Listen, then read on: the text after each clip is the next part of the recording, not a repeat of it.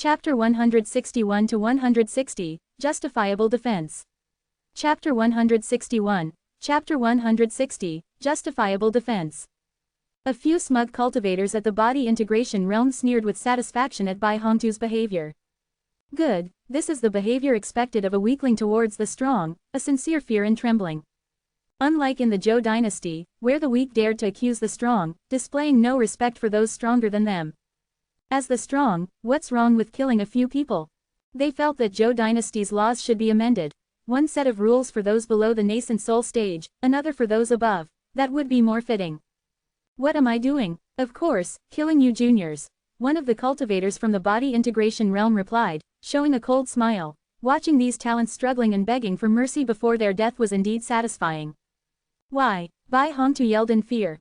However, the four cultivators at the body integration realm had already silenced the area. No matter how loudly he shouted, his cries were completely useless. This realization made Bai Hongtu even more desperate. Granted, he had a sublime talent at the nascent soul stage, but he knew that it was impossible for him to close this significant gap and defeat those at the body integration realm. He had just made his name known, and the Zhou dynasty was certainly the stage meant for him to brush up his fame. He planned to travel across the 9 states and leave his legends every WV here. How could he die when he hadn't even had the chance to indulge in wealth, beautiful women, and power? He refused to die like this. He refused to give in. Even if this was a do-or-die situation, he was determined to break through. Bai too will defy the heavens today. Bai Hongtu's eyes turned bloodshot, and he looked as desperate as a wild bull. He looked as though he'd resort to burning himself up as a last-ditch effort. Yu Yin just watched Bai Hongtu silently. Because you have bad luck and chose the disgusting Zhou dynasty for this useless conference. Another cultivator from the body integration realm speared out his words, clearly expressing his dissatisfaction with the Zhou dynasty. Next time be smarter, don't come to the Zhou dynasty. I will use your geniuses, deaths to slap Zhou's face. This body integration realm cultivator held deep resentment against Zhou as his direct disciple died after committing a capital crime in the Zhou dynasty. He didn't care about his disciple's life, but what bothered him was the disgrace he suffered due to his disciple. He roared, they have to know I, a cultivator from the body integration realm, cannot be insulted. The cultivators at the body integration realm, feeling fulfilled, decided to take action to avoid further delay. As agreed, I'll take this woman. The handsome cultivator from the body integration realm reached out for Yu Yin. The rest of the cultivators from the body integration realm remained silent and took action.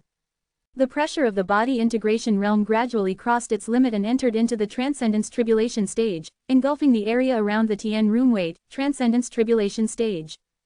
The cultivators from the body integration realm suddenly realized that even though they were incredibly powerful, they were far from being strong enough to be compared with a cultivator from the Transcendence Tribulation stage. The handsome cultivator at the body integration realm screamed, holding his severed arm, stepping back tremblingly. He looked at Yu Yin in terror. The moment he tried to touch Yu Yin, he felt a heart-piercing pain, and by the time he snapped back to reality, he found that he only had one arm left. What terrified him even more was the fact that he couldn't feel his arm anymore. It was as if he had lost an arm from his soul. It was a soul attack he had failed to anticipate. Bai Hongtu, have you had enough fun? Yu Yin asked coldly. The arrogance of this handsome cultivator had deeply disgusted her. He looked at women as if they were his playthings, reminding her of the crown prince of the Tianyuan Emperor dynasty. They were peas in a pod. Transcendence Tribulation stage, Bai Hongtu. The four men suddenly felt dry in their mouth and were drenched in cold sweat. They froze in place. Since our sect master Bai is done playing, there's no need for us to keep up the act. Lier and Sword Lord dropped their disguises, revealing their powerful cultivation level of the Transcendence Tribulation stage, which many cultivators yearned for. Whoever has wicked thoughts about my master shall die. The orange gourd floated in the air, filled with anger. His master was the only one who could trample on him, and he wouldn't allow these cultivators of the body integration realm to even harbor such thoughts. For Transcendence Tribulation stage, the wishful gourd, the overwhelming pressure made it difficult for them to think straight. There were only 5 individuals at the Transcendence Tribulation stage in the world, and here were 4 of them, along with an immortal artifact. This wasn't stepping on a trap, this was like stepping into an incinerator. This is Zhou Yu, you can't kill us. One of the cultivators at the body integration realm struggled to negotiate for their lives, hoping that these 4, treating the world as their playground, could spare them. SEArch.TheNovelFire.net. Why would cultivators at the Transcendence Tribulation stage pose as a mere nascent soul stage cultivators? These cultivators at the body integration realm wished for the laws of the Zhou dynasty to protect them. When they were the stronger ones, they wished that the law goes in their favor, yet they forgot that they could be the weak ones too. After all, this is the Zhou's territory, let's give Gigi some face. Hearing these words, the cultivators at the body integration realm had not even started to breathe a sigh of relief before they heard Bai Hong to continue. But we're just a group of pathetic, helpless little nascent soul stage cultivators. When facing an attack from the body integration realm, self-defense is completely justified and doesn't violate any law. The cultivators at the body integration realm's eyes widened. Finally, the handsome body integration realm cultivator was killed by Yu Yin. The remaining three had their cultivation levels crushed, falling down to the nascent soul stage, and they were unable to improve their cultivation or take over another person's body and cultivate from the start. These people used to bully other cultivators due to their high cultivation bases, entirely relying on their cultivation levels to establish their rule and power. You'd never know how many people secretly cursed them and wished them dead from deep within their hearts. These three didn't even have anyone they could truly trust. If anyone knew that they were only at the nascent soul stage, they would definitely be torn apart into pieces and become feed for pigs.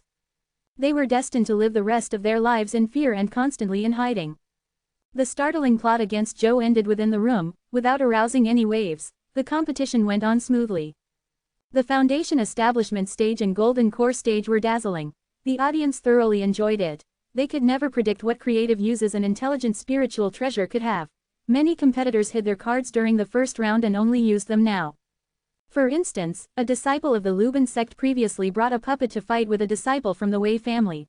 This time, he brought out the 3 palaces and 6 courtyards, with a harem of wives and concubines. The stage was instantly filled with beauties. The opponent felt a heavy pressure. Is this really the single Lubin sect who claimed to stick with the puppets all their lives? Quite enviable. Competitors cannot utilize multiple spiritual treasures. Before the fight even started, the referee stopped the disciple of the Lubin sect. You violate the rule, and you are ordered to recall your other spiritual treasures, leaving only one. Wait, how could this be a spiritual treasure? The disciple of the Lubin sect hugged one of the puppets, pinched the real-like face, and loudly said, I won't let you insult their dignity. All of them are my wives and concubines. Lubin sect's puppets were so exquisitely made that it's almost impossible to tell if they were real or just puppets once they develop consciousness. The puppet in the arms of the disciple of the Lubin sect looked like a shy girl.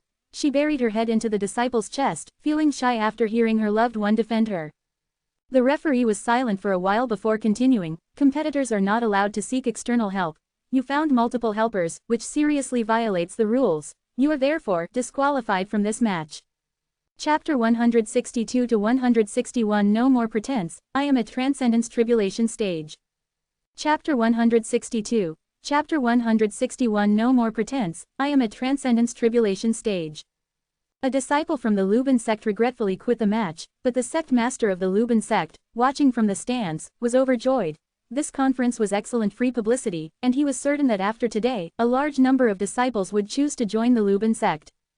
People often lump the Lubin sect together with the corpse-driving sect, considering them to be quite similar, as one manipulated puppets and the other manipulated corpses.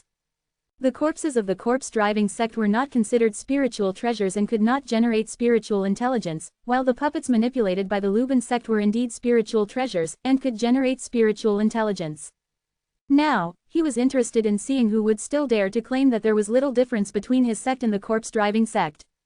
Aside from the Lubin sect disciple who had hid his skills, there was also the prince, clutching the luminous pearl. Though it didn't seem to have much offensive power, once the luminous pearl manifested its spiritual intelligence, it could control its own brightness and darkness at will. The luminous pearl blinked at an astonishingly rapid frequency, blinding its opponent directly. The prince took advantage of the temporary blindness of his opponent to strike decisively, and won a round. This conference gave rise to a raft of legal questions. For instance, a Golden Core stage cultivator had detonated his spiritual treasure, injuring his opponent, and the Minister of Law argued that the spiritual treasure also had the right to life, and this was deliberate murder, which should not be considered a normal competition tactic. Gigi could foresee that this issue would surely stimulate a heated debate in the court. Another trouble had arisen. There were no surprises in the nascent soul group. The 4 loose cultivators left the others in the dust, easily dealing with whatever tactics their opponents used in winning victory. The finals of the conference didn't necessitate one-on-one battles but tested the cultivators' adaptability and team spirit. it promoted chaos among the 10 advancing cultivators on the arena, with the last one standing being crowned victorious. Yun Fan manipulated 8 large coins to transform into bronze swords to combat his opponent head-on, while the last one sneaked an attack from behind. He emerged victorious. What? The opponent is dissatisfied with the results, claiming Yun Fan used 9 large coins, exceeding the spiritual treasure quantity limit and breaking the rules. After voting, the referees deemed that these large coins were traditionally used as a set and should thus be treated as a single spiritual treasure. Yun Fan didn't break any rules. Yun Fan has emerged as the champion in the Foundation Establishment Group. Let's congratulate him. The Heavenly Command Taoist provided exciting commentary. Once the Heavenly Command Taoist was done, a disciple of the Sky Mechanism Tower, pretending to be a spectator in the audience, started clapping, leading the rest of audience to join in. This was a cultivator specially arranged by the Heavenly Command Taoist to keep the atmosphere going. Commonly known as Shill, the Golden Core Group concluded. The highly anticipated Nascent Soul Finals began. There were 10 Nascent Soul cultivators standing on the stage, divided into 2 groups of 4 and 6, the difference between them was clear to see. The 6 Nascent Soul cultivators had battled their way through to stand here now. They already agreed unanimously that if they wanted to win, they would have to defeat these 4 formidable loose cultivators. Charge! Let's attack together! One of the Nascent Soul cultivators roared with the air of a general, commanding the other 5.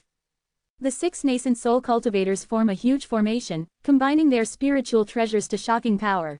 This is the 6 Sacred Tao formation, the 6 of them occupying 6 positions, taking their advantages to the extreme. This is a formation that only those in the Divinity Transformation stage can activate. They're barely using it in the Nascent Soul stage. This is certainly a formidable weapon, and they're charging forward. They've been thrown out of the stage by Bai Hongtu. Bai Hongtu is inscrutable. The Heavenly Command Taoist barely got out this sentence.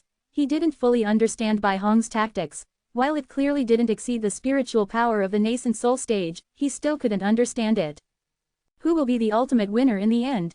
Will it be the playful Bai Hongtu, the cold and ruthless Yu Ming, the Chen Jianan who adheres to ancient rituals, or the plain and unadorned Li Er?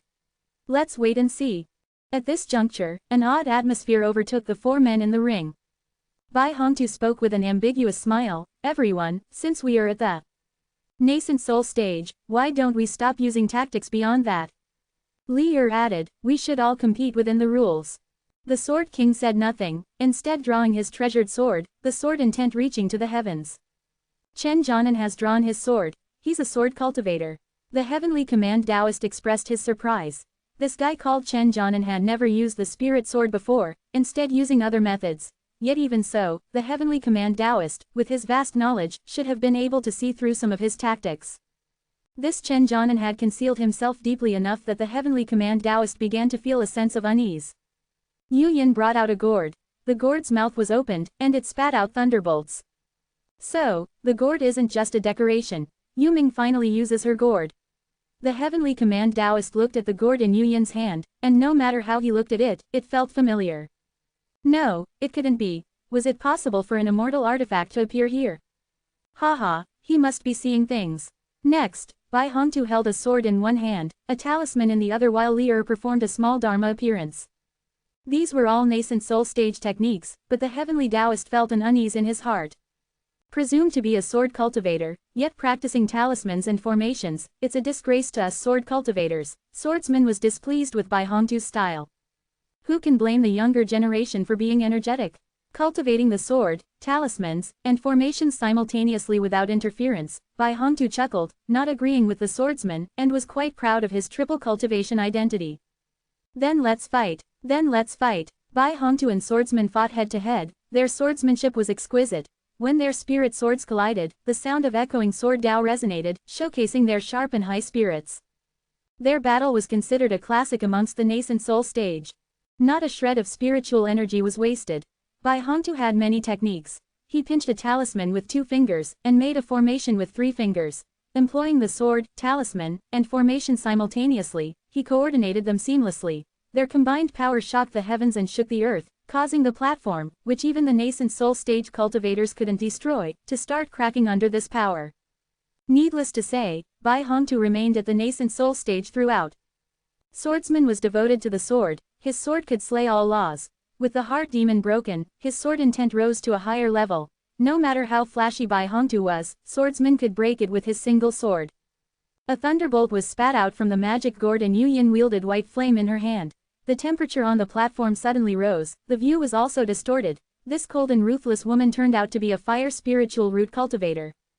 The intertwining lightning and flames formed countless thunderclaps. With a point from Yu Yin towards Li Er, the thunderclaps exploded in succession, producing a thick black smoke. Even though there was a big shield protecting the surroundings of the platform, the audience were shaken by the loud noise and their ears rang. Any ordinary nascent soul stage cultivators would die if they went too near it. Though Li Er defended himself unparalleled by embodying the Dharma, he emerged from the smoke unscathed by the thunderclaps. The audience below the platform were dumbstruck. Was this still the nascent soul stage? Even if it were the divinity transformation stage, they might not necessarily be able to fight like this. The four of them slowly heated up the battle. With the supremacy of the sword Dao, Bai Hongtu and Swordsman refused to admit defeat. Swordsman was the first to strike with a sword at the divinity transformation stage level. Bai Hongtu was at a disadvantage and immediately became furious. Do you dare to say this is a sword at the nascent soul stage? SEARH the Novelfire, net. Upon encountering battle, I break through due to my outstanding talent. Very good, excellent. Bai Hongtu's face was not smiling. I have a Transcendence Tribulation stage expert assisting me from within. I can temporarily elevate to the body integration realm. A grand and splendid big formation surrounded Swordsman. Swordsman was unable to stop once he started moving and even couldn't hold on to the sword in his hand. This was a grand formation invented by Bai Hongtu alone, inspired by Zhong Li, which can reduce the friction within a specific range to 0. Without a sword, how do you plan to fight? Without a sword in hand, I can't fight. Is the sword such an inconvenient object? Swordsman invoked the sword chi in his heart, breaking the formation. This is the technique of the Transcendence Tribulation stage. You're not holding back anymore. Bai Hongtu carved a precise formation on his sword and split the sky with a single stroke, clearing a cloudless path for thousands of miles. It's also a technique of the Transcendence Tribulation stage. On the other hand, Yu Yin and Li Er also stopped suppressing their realms, exhibiting the true intent of Transcendence Tribulation stage. The grand formation on the platform simply couldn't withstand such power, and it cracked on its own. All four chose to fly towards the vast universe without prior agreement. The audience and representatives on the stage were all shocked by this sudden change. They gazed into the sky with their mouths open, speechless for a long time. After quite some time, someone finally broke the silence. Imperial physician, bring my heart-saving pills. Zhong Li considerately handed it to Gigi. Chapter 163 to 162. No more pretense, we are all at the Transcendence Tribulation stage. Chapter 163. Chapter 162. No more pretense, we are all at the Transcendence Tribulation stage. The Taoist Master of Heavenly Mandate looked up at the several powerful figures fighting like gods, a chilling sensation seeping into his heart. He first recalled if he had said anything that could have offended others, then he started contemplating who he should appoint as the next Master of Sky Mechanism Tower, and finally, pondered on to whom he should hand his last will and testament. Esteemed Masters, thank you for your continued hard work and dedication. By the time you read this letter, I might have already. At this moment, the audience didn't pay any mind to what Taoist Master of Heavenly Mandate was doing. Their eyes were riveted on the rare battle unfolding above. Moreover, a battle at the Transcendence Tribulation stage was definitely not something that the Taoist Master of Heavenly Mandate could commentate on. They marveled in their hearts. The conference hosted by the Zhou dynasty was indeed extraordinary.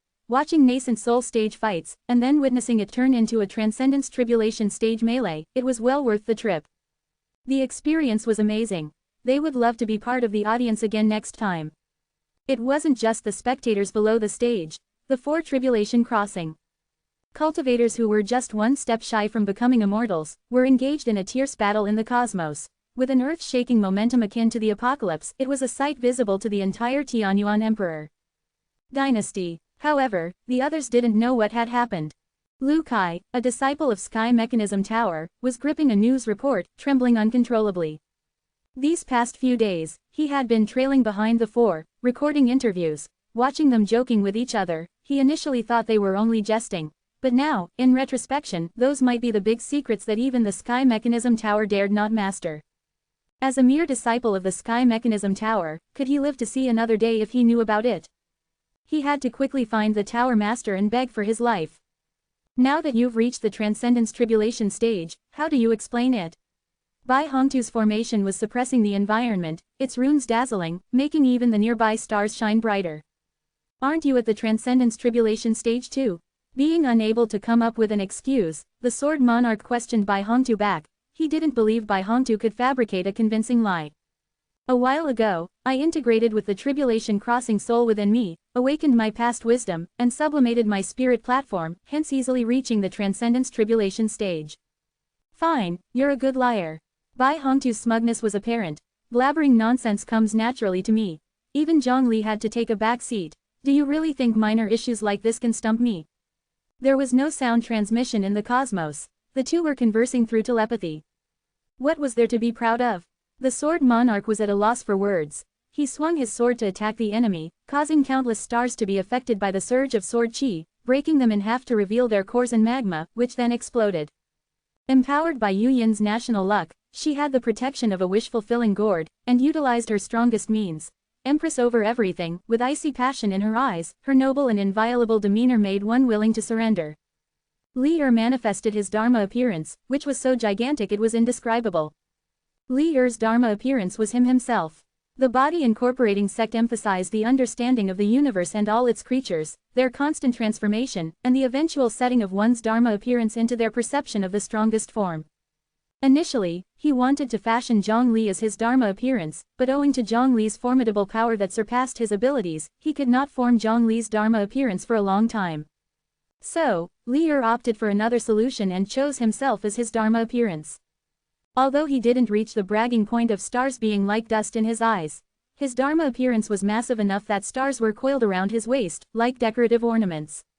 Li grabbed a star in his hand, compressed it into a 20-meter radius earth ball with a firm squeeze. The Tianyuan Emperor Dynasty world had no special name for such earth balls, but Zhongli knew its specific term.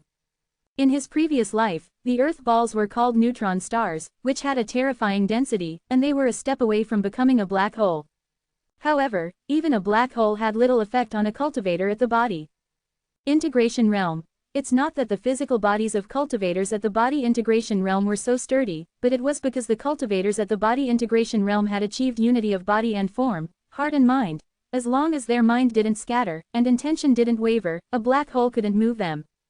Only when one ascends to the level of an immortal, would one truly achieve the eternal existence of their physical body. They would then become immune to a black hole's devouring property. Due to this reason, Li didn't use his additional power to form a black hole. He just compressed the star to the extent of a neutron star and hurled it towards Yu Yin. A white-colored flame ignited from using spiritual energy as a fuel. It burned fiercely, and its scorching temperature could be felt even in the freezing cosmos. More than 100,000 years ago, a true phoenix in Tianzhou had burned itself during its tribulation to immortality. In order to achieve rebirth from flames, it had left behind a cluster of white flames in Tianzhou, which was just a hint of the fire in the phoenix's third eye. This was a real immortal fire. Later, it was accidentally obtained by Yu Yin, who was then a candidate for the human emperor, Seahthe. The white fire collided with the neutron star, resulting in a big explosion, visibly releasing shockwaves, causing the nearby stars to deviate from their trajectory. Li noticed a pattern of virtual lines, crisscrossing like a chessboard, appearing beneath his feet. Tianyuan Emperor Dynasty's national luck, Tianyuan chessboard. Delicate hands clutching onto a chess piece, a massive star fell, hurtling towards Li Li easily dodged it and kicked it back at Yu Yin. I am the captain of the Body Incorporating Sect's kickball team. Li was often organizing kickball games among the Body Integration Realm elders by deploying their Dharma appearances in the cosmos, but they always chose a location far away from Tianzhou continent, hence not many knew about it. Yu Yin didn't respond. She continued to make her moves, pouring down massive stars. If this were to happen on Tianzhou, it would inevitably cause terrifying waves, toppling mountains, and it could obliterate everything in sight. The casualty would be unimaginable. This method could only be used in the cosmos. The wish-fulfilling gourd spewed out the fire tribulation from the four major tribulations of earth, fire, wind, and thunder. It combined with Yu Yin's white fire, igniting the fury in Li heart. Li felt as though the ignorance karma fire was burning in his heart. His organs felt as though they were being roasted on a fire. However, he had long cultivated a subtle body, with identical internal and external defenses, hence this type of attack didn't have a strong impact on him. He returned to his original size, forcefully swinging his fists. Yu Yin went head-on. Their fists and feet clashed, bruising and wounding each other. Bai Hongtu and the Sword Sovereign's swords clashed. The sword chi was incessant, and even space was shaking, seeming to crumble. The Sword Sovereign was taken aback. Bai Hongtu was actually contesting with him using pure sword Dao, without resorting to any other means. With such a talent in sword Dao, why aren't you focusing on mastering sword Dao, instead of learning about runes and formations? Bai Hongtu grinned, if I don't study the runes and formations, who will set up the 9 provinces guardian formation? Will you do it? My apologies. The Sword Sovereign continued his sword move without any reduction in force, instead, it became more and more fierce. Tianzhou, Observing Stars Sect. The Observing Stars Sect master was crying into his hands. The founding principle of their sect was to observe the trajectories of stars and predict the changes in humanity Dao. Now, the star trajectories near the Tianzhou continent Linder went earth-shaking changes. How would they observe the stars now? Cursing their sect for not having a single body integration realm cultivator. Otherwise, he would have voiced his opinion at the conference, suggesting the establishment of a Stars Protection Association and accusing those 4 careless Transcendence Tribulation stage cultivators who were taking the lives of stars lightly. Didn't stars have lives too? Master, how about we change our sect's name and principle? A disciple suggested. There were hundreds of body integration realm cultivators on the Tianzhou continent. Although none were exaggerated like those 4, even moving the stars or blasting planets was possible. In such circumstances, the master's insistence on establishing the Observing Stars sect seemed a little unwise. Had he been too hasty in joining the sect? Change to what? Observing Mahayana sect. Observe the trajectory of Mahayana, and predict changes in humanity Dao. Get out. Alright. Chapter 164 to 163, Reminiscing with an Old Friend. Chapter 164. Chapter 163, Reminiscing with an Old Friend. The battle among the 4 gradually began to show signs of victory and defeat. Bai Hongtu's sword Dao was no less exceptional than that of the sword Monarch. Moreover, he was adept in runes and formations, leaving the sword Monarch in a disadvantageous position, unable to match him simply with the sword in his hands. Yu Yin had just broken through to the Transcendence Tribulation stage and lacked the profound foundation. Despite having the support of national fortune, he was still inferior to an old hand like Li Er, who had undergone the divine tribulation once before. In fact, the Ruyi Gourd was a supreme magical artifact whose powers naturally surpassed those at the Transcendence Tribulation stage.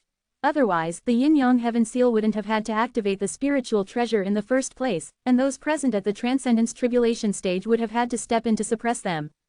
However, Yu Yin did not want to employ the full power of the Ruyi Gourd. Even if she were to defeat Li Er, she would not feel as though she had won due to her genuine abilities. She would rather not want a victory of such nature.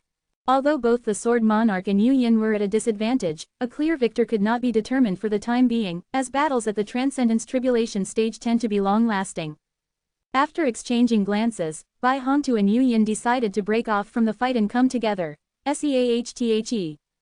8 small flags flew out of Bai Hongtu's storage ring, forming an ancient large formation above Li Er and the Sword Monarch. Stepping forward, Yu Yin arranged the fortune chessboard below Li Er and the Sword Monarch. The large formation and the fortune chessboard became an entity, separating a certain space. Countless runes appeared, their purpose unknown. Li Er and the Sword Monarch found the flow of spiritual energy within their bodies gradually slowing down. Even releasing sword intent and their divine embodiment became a much more complicated task than before, just like a mortal acting underwater, facing resistance at every turn.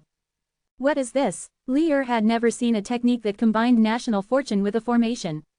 Originally, we intended to deal with Zhongli with it, to see if we could win just once in 100 battles. But, surprisingly, we had to use it on you guys first, said Bai Hongtu. Bai Hongtu and Yu Yin were among the strongest competitors for the position of the human emperor. Unfortunately, because Zhongli was too exceptional, they gave up hope of becoming the human emperor.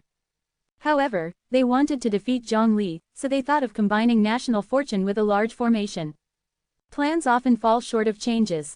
The two of them deliberated for many years and finally completed this plan, but Zhongli's growth was rapid. He hammered the extraterritorial heavenly demons as if he was hammering his own grandkids. So, even with this technique, they had 0 chances of winning, therefore, they did not use it. This was the first time that the two of them publicly used this technique.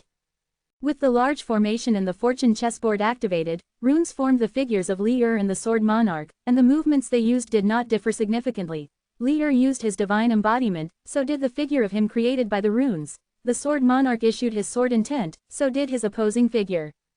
Moreover, the figures of Li Er and the sword monarch formed by the runes moved smoothly without any resistance.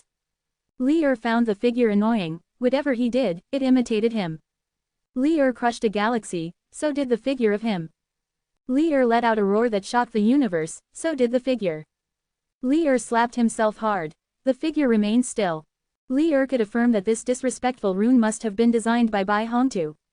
The sword monarch and Li Er clashed with the figures formed by the runes. The latter's imitation was unsolvable, and the two fell into a fierce battle. If they punched the figure, it would return a punch. If they gave it a sword strike, the figure would return one. Li Er let out a wild roar, exuding an ancient aura. His clothes couldn't withstand this force and turned into fragments. His colossal divine embodiment broke through the barrier of the large formation in the fortune chessboard. It was so high it terrified onlookers. The stars were like grains of sand to his enormous body. That night Li Er did not brag. Bai Hongtu and the sword monarch both felt a little embarrassed. Everyone was bragging, why was he the only one telling the truth? Li Er chuckled sinisterly, his large hand covering the sky. Even the Zhou dynasty continent seemed no bigger than a pebble in his eyes. Huh, big but sluggish. Not matured enough. Bai Hongtu and Yu Yin both felt that it wasn't threatening.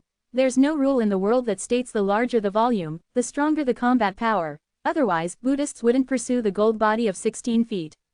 The intense battle between the four resumed, threatening to shatter the stars, especially Li Er, whose destructive power was immense. A tricky turn of his body was enough to destroy countless stars. Ah, it's up to me after all, sighed Zhang Li. If it were to continue this way, leaving aside everything else, the cultivators of the Zhou dynasty would develop a psychological shadow. Gigi never ran out of his medicine and kept munching on his heart-saving pills. He side-glanced at Zhang Li, thinking that without him, could such a battle break out? Zhang Li rose and flew towards the battlefield. These four didn't stop even when they saw Zhang Li, clearly engrossed in their battle. Zhang Li flew right through their divine embodiment defenses, grabbed Li Er by his ankle, and tossed him to the ground. The defense of the divine embodiments was impregnable. Even when Bai Hongtu and Yu Yin joined forces, they couldn't break it, but Zhang Li passed through with ease. The sword monarch, with his powerful sword qi, made the stars tremble. Zhang Li broke his sword intent with a punch, stepped on the sword monarch, and tossed him over to Li Er. Hold on, I give up, Bai Hongtu reacted and quickly called out. Too late, Zhang Li said ruthlessly. Tens of thousands of runes blocked Bai Hongtu's path. Even an immortal would take a while to break through them, but Zhang Li didn't plan on using brute strength. He entered a ghostified state, becoming shadowless and formless, passed through the runes, and pinned Bai Hongtu by his neck. Bai Hongtu was startled and recognized Zhang Li's technique, becoming shadowless, one of the 36 divine skills of Heaven Gang. Once mastered, one's body is neither here nor there. It can be seen but not touched. When did you master this? Zhang Li didn't answer and threw him on top of the sword monarch. I'll go down myself. Yu Yin hopped onto Bai Hongtu. Originally Zhang Li did not plan to let Yu Yin go so easily, but she was fast and found her place herself on Bai Hongtu. Zhang Li couldn't exactly pick her up and throw her again. I told you guys many times before, to be mindful of the impact, to maintain at the nascent soul stage. You guys, do you think you're at nascent soul stage? Did I choose you guys to attend the conference so you could cause chaos? I asked you guys to give face to Gigi, to support the Zhou dynasty's activities. You guys look at yourselves and what you've become. Do you even have the demeanor of someone at the Transcendence Tribulation stage? The four thought about when he said such things. Looking at how Gigi was standing expressionless to the side, they decided not to refute Zhang Li and proceeded earnestly to accept the conferment. Gigi snorted coldly, thinking he didn't let them cause a ruckus. I believe in your tales. Gigi made up his mind to focus on his cultivation, trying to get back to the strength he had 500 years ago, to hammer the shameless Zhang Li. And look at the stars in the sky now, how many are left? Zhang Li exclaimed in despair. 363. Li Er honestly replied. From today onwards, you people must restore the stars to their original form.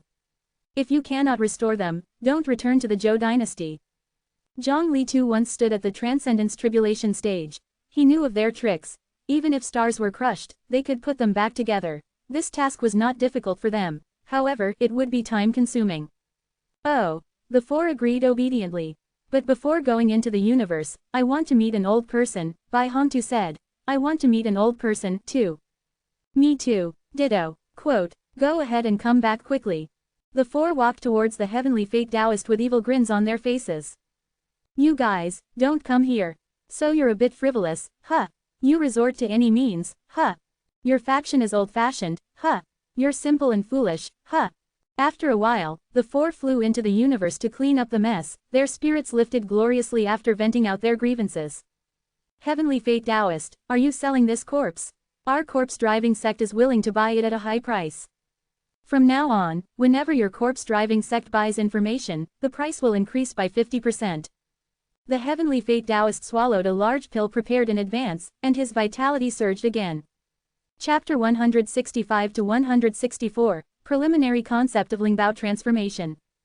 Chapter 165, Chapter 164, Preliminary Concept of Lingbao Transformation.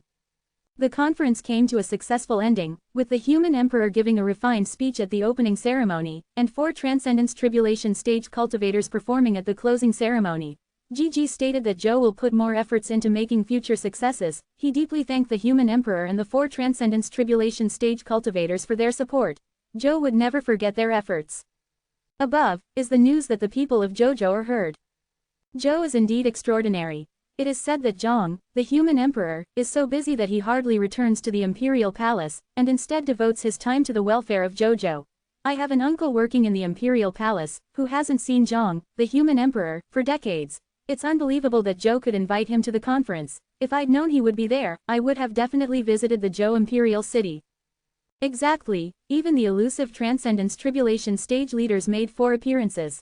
I heard that they hid themselves in the Nascent Soul group, displaying the combat techniques of the Nascent Soul stage to the world. At the end of the conference, they revealed their true identities and demonstrated their divine skills and spells in the universe, which was an eye-opening experience. At that time I was not in Joe and didn't know the situation.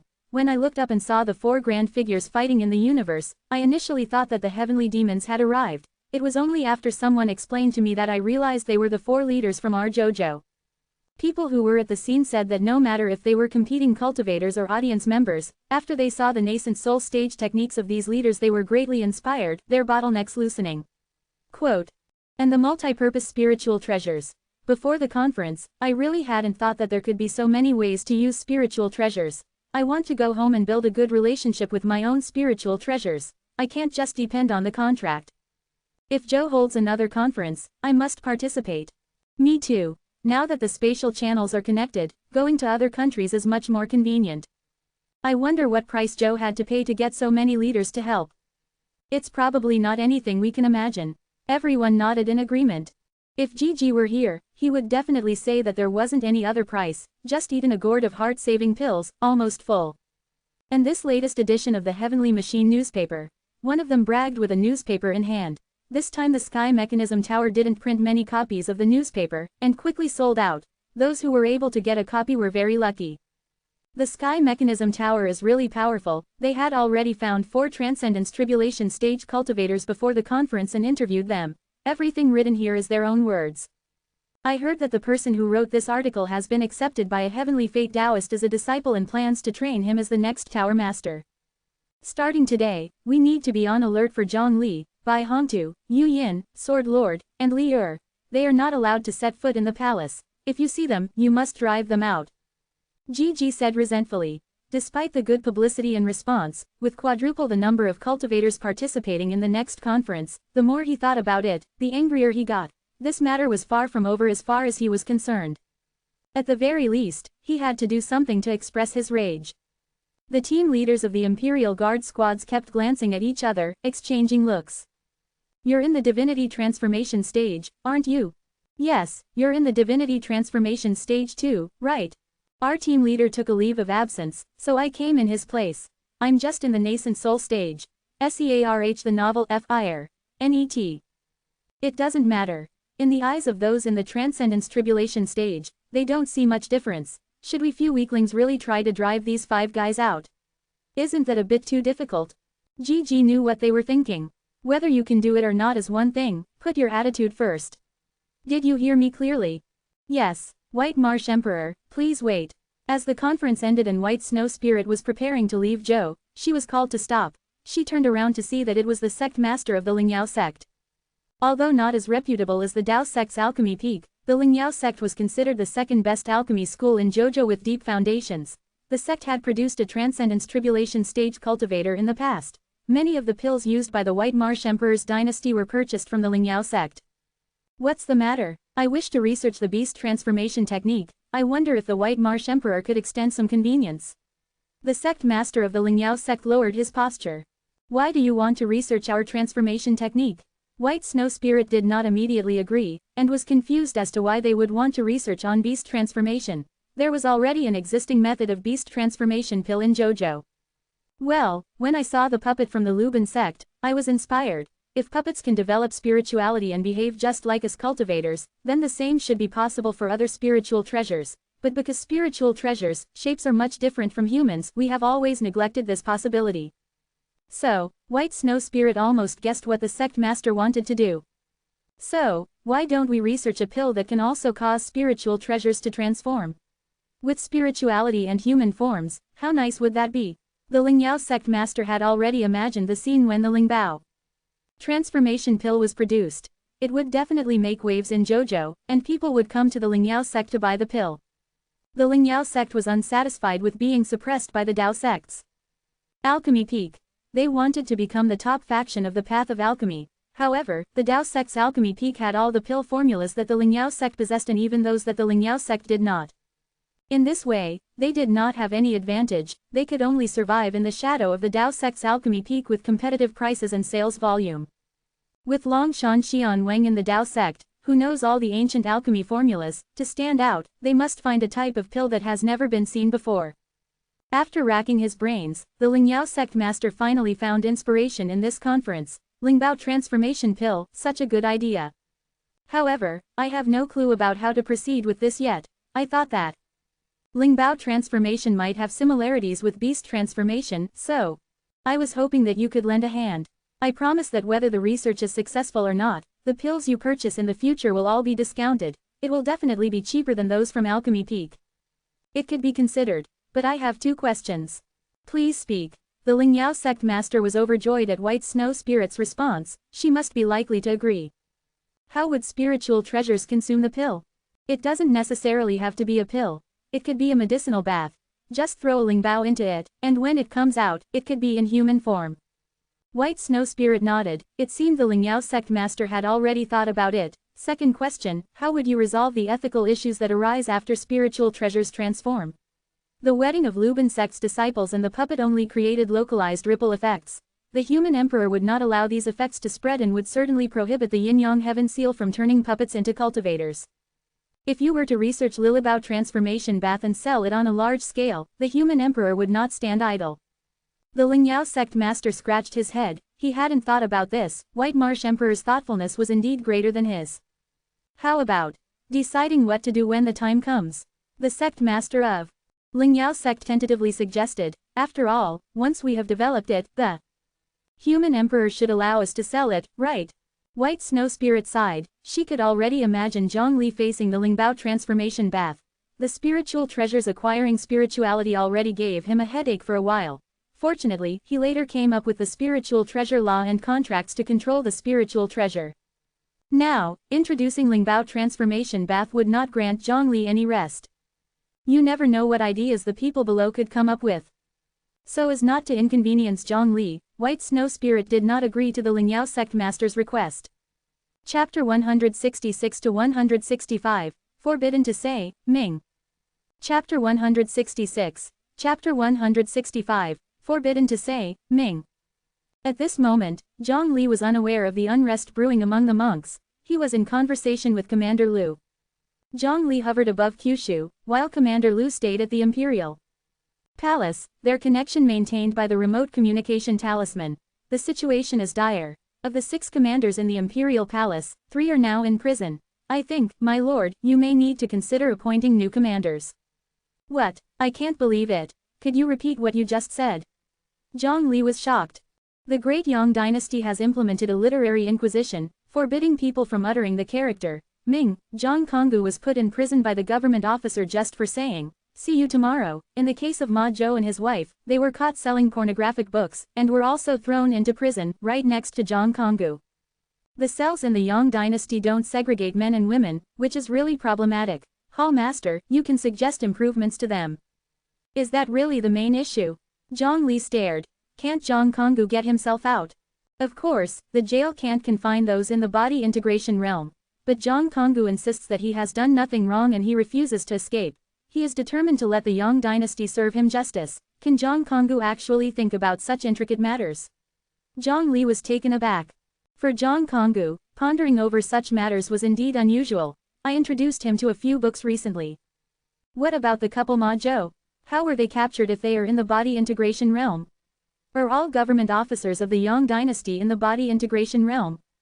The Minister of Officials of the Great Yang dynasty noticed his son's listlessness lately, found out it was due to book reading, and then personally arrested them. Coincidentally, Ma Zhou and his wife were still selling books in Yang. Why didn't they run away?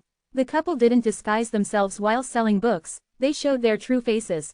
Fortunately, they usually work lazily and don't make frequent appearances in Kyushu, so the minister didn't recognize them. If they had run, there would be a wanted notice throughout Yang, revealing their faces to everyone. Are you sure they're all in the body integration realm? The embarrassment of the body integration realm, the disgrace of the commanders of the Imperial Palace, Commander Lu nodded solemnly. Should I replace the 3 commanders? Suggested Commander Lu. After hearing this news, he couldn't help but feel speechless. Could those 3 be any more embarrassing? As a senior commander, he had his hands full, always busy with work and not able to return home, and the junior commanders below were all unreliable, leaving him exhausted. Zhang Li looked up at the sky. Was this karma?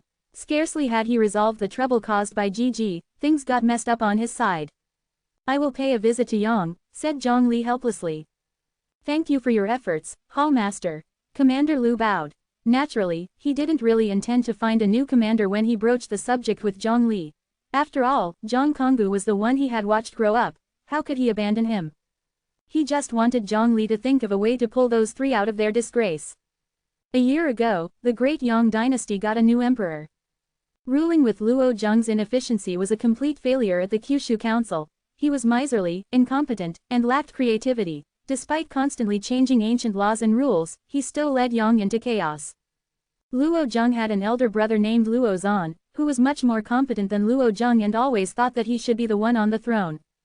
However, Luo Zheng was proficient in political maneuvers and framed Luo Zan during the struggle for the throne, accusing him of inappropriate affairs with royal concubines. The old emperor, in his fury, stripped Luo Zan of his status as crown prince and sent him to live in isolation.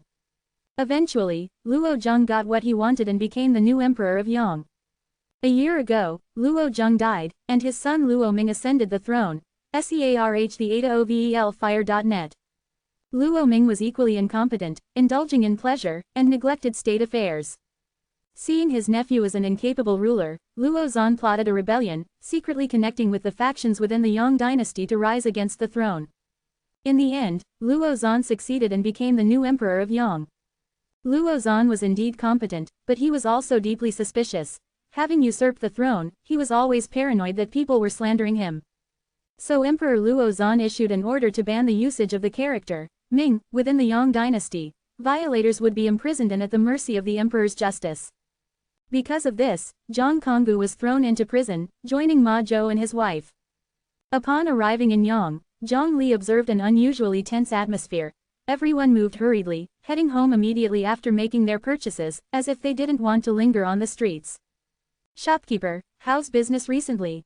Zhang Li landed and asked an owner of a pancake stand on the roadside. Are you a stranger from out of town? The street food stall owner sighed in distress. Look at this sight, who has the heart to eat snacks?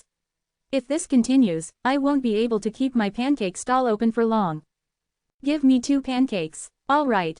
The pancake stall owner smiled slightly. Today, he finally managed to sell 2 pancakes. Despite the harsh conditions, he still had to strive to live on. Next to the pancake stand was a fruit stall. As Zhang Li enjoyed the pancakes, he turned and asked, Shopkeeper, how's your business doing? The fruit stall owner dared not say a word.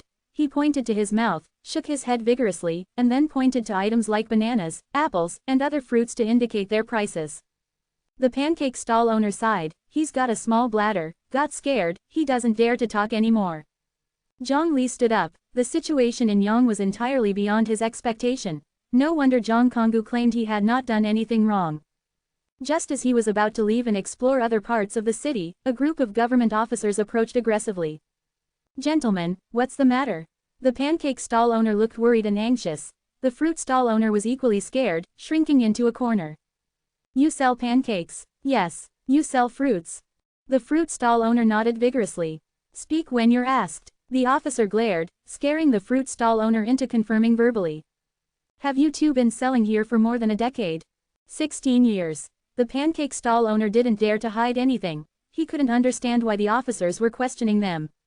Pancakes are round, resembling the sun. Bananas are curved, resembling the moon. The sun stands for daylight, the moon means moonlight, combine them, and it's Ming. The officer exclaimed, you two must be privately discussing against His Majesty. Take them away. The pancake stall owner stammered, official, this might be an unreasonable stretch. We're just commoners trying to earn a living by selling food, how could we dare to talk about His Majesty? The officer snorted, dare not to discuss His Majesty. Although both of you could sell individually, you still sell pancakes and bananas together after His Majesty banned the word Ming. Besides, plotting against His Majesty, you must be even planning a rebellion. Intent on deposing Zan and restoring Ming. Take them away. Both the pancake stall owner and the fruit stall owner were ordinary people at the Chi cultivation level 3. They dared not go against the officers and were left speechless by the officers' unreasonable accusations. Then, the officer turned his gaze onto Zhang Li, who frowned while eating his pancake. He waved his hand.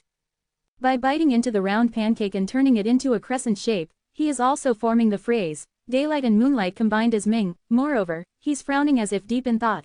This person must be discontented with His Majesty and is expressing his resistance in this silent way. Take him away too. Chapter 167 to 166, Sub-Palace of the Human Emperor. Chapter 167, Chapter 166, Sub-Palace of the Human Emperor. In the gloomy and dark dungeon, the only light came from the oil lamp on the wall, casting a few shadows that flickered and danced upon the walls, growing longer and then shorter. Brother Ma, sister-in-law, why are you two also locked up here? Zhang Konggu sounded somewhat excited. He couldn't believe he would meet his colleagues here. What was that saying again? Reuniting with old acquaintances in a foreign land. The couple Ma Zhou were seated in another prison cell, separated from Zhang Konggu by sturdy logs. Are you Konggu? Zhang Konggu had disguised himself, and for a moment Ma Zhou's couple didn't recognize him. They only identified him by his manner of speaking. Zhang Konggu nodded vigorously. It's me. Ma Zhou's couple were full of regret.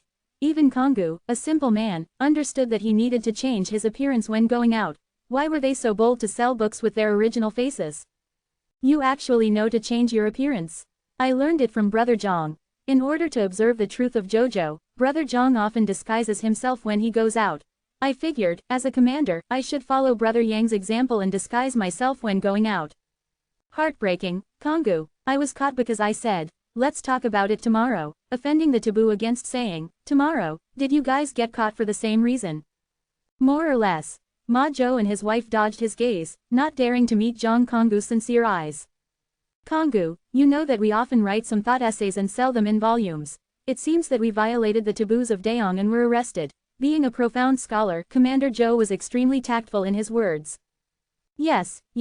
Lieutenant Ma nodded. Our books are very popular. Other books often have readers complaining about this and that, but only our books. Everyone says thank you to the author after reading, and says that the author has worked hard. So that's it. Daong is really hateful, even arresting writers like you. Zhang. Konggu said with indignation. Though he did not know what kind of books Ma Zhou and his wife sold, he knew they would not deceive him. They must be excellent authors. Young lad, why were you arrested? A young trainee who was locked together with Zhang Konggu. This was a young trainee who had just started out, only at the Chi cultivation stage. A government officer stopped me in the middle of the street and said that I can't say the word. Tomorrow. I told him I understood. It took Zhang Konggu a while to figure out why he was arrested. Oh, but it's okay. I have a brother. He will save me. The young cultivator didn't worry about his situation. I tell you, elder brother, I have a brother named Littlewood. He must be the one who came out for the tour of a great family. He knows a lot of things and many incredible spells. He would know I was arrested and would certainly come to save me. As soon as the words were spoken, a shadow passed through the wall and appeared in the dungeon. Ian, I have come to save you. Littlewood, you really came. The two brothers embraced warmly, like a reunion after a long separation in life and death. Littlewood, can you save this elder brother too? He is innocent too. No problem. This prison is as if there is no one in sight to me. Little Wood was high-spirited, he enjoyed being relied upon and trusted. Brother Wood, long time no see. Jong Konggu greeted Little Wood courteously. Ma Zhou and his wife in the next cell also greeted Little Wood, Commander Wood, long time no see. Little Wood was stunned in place. Why were Jong Konggu and Ma Zhou's couple here? Counting him, 4 out of the 6 commanders of the Imperial Palace were here. Having a meeting, Commander Wood liked to blend in with the young cultivators, pretending to be a high-level cultivator. He never thought that he would meet his colleagues while pretending to be a high-level cultivator, and he met 3 all at once. Konggu, I am here to save you. An anxious voice came from the air, the surrounding atmosphere suddenly became gloomy and oppressive, giving people an involuntary pessimistic feeling. Konggu, you are confused. Why do you insist on being detained here? With your abilities, isn't it like a walk in the park if you want to escape? As the only friend of this integrated cultivator, he rushed here as soon as he heard that Jong Konggu was captured by the contemptible Daong. No, I'm not leaving. Jong Konggu decisively shook his head, refusing the proposition. If I want to escape, wouldn't I be a fugitive, confirming that I am a criminal? I'm not leaving. The decree from Emperor Yang is clearly a mistake. Why do you have to follow him in continuing this mistake? The integrated cultivator could not understand Jong Konggu. Emperor Yang is the ruler of a country, he can't be wrong. So you are the one in the wrong. I'm not wrong either. So if Emperor Yang isn't wrong, and you aren't either, then why are you locked up here? I don't know. I am trying to figure this out. Jong Konggu stubbornly shook his head. I won't leave until I figure it out. The integrated cultivator held his face in his hand. Why did Commander Lu let Jong Konggu read books, and why were they books on rational argumentation? Look at him now, a good-natured simple fellow has turned into a stubborn one, who can't even be reasoned with. The integrated cultivator said exasperatedly. Among the 5 of us, you are the only one who does the work, while the 4 of us are goofing off. If you don't leave, is Brother Zhang going to inspect Jojo relying on us? After he finished speaking, the integrated cultivator felt 3 cold gazes fixed on his back. Commander Huang, long time no see. Commander Wood took the initiative to greet him warmly. Commander Huang, long time no see. Ma Zhou and his wife also smiled and greeted him. The integrated cultivator squatted in the corner, lost in thought, frozen in place, glancing at Commander Wood, then with a rigid turn of his head, looking at Ma Zhou's couple next door who were also greeting him cordially. The integrated cultivator squatted in the corner, deep in thought.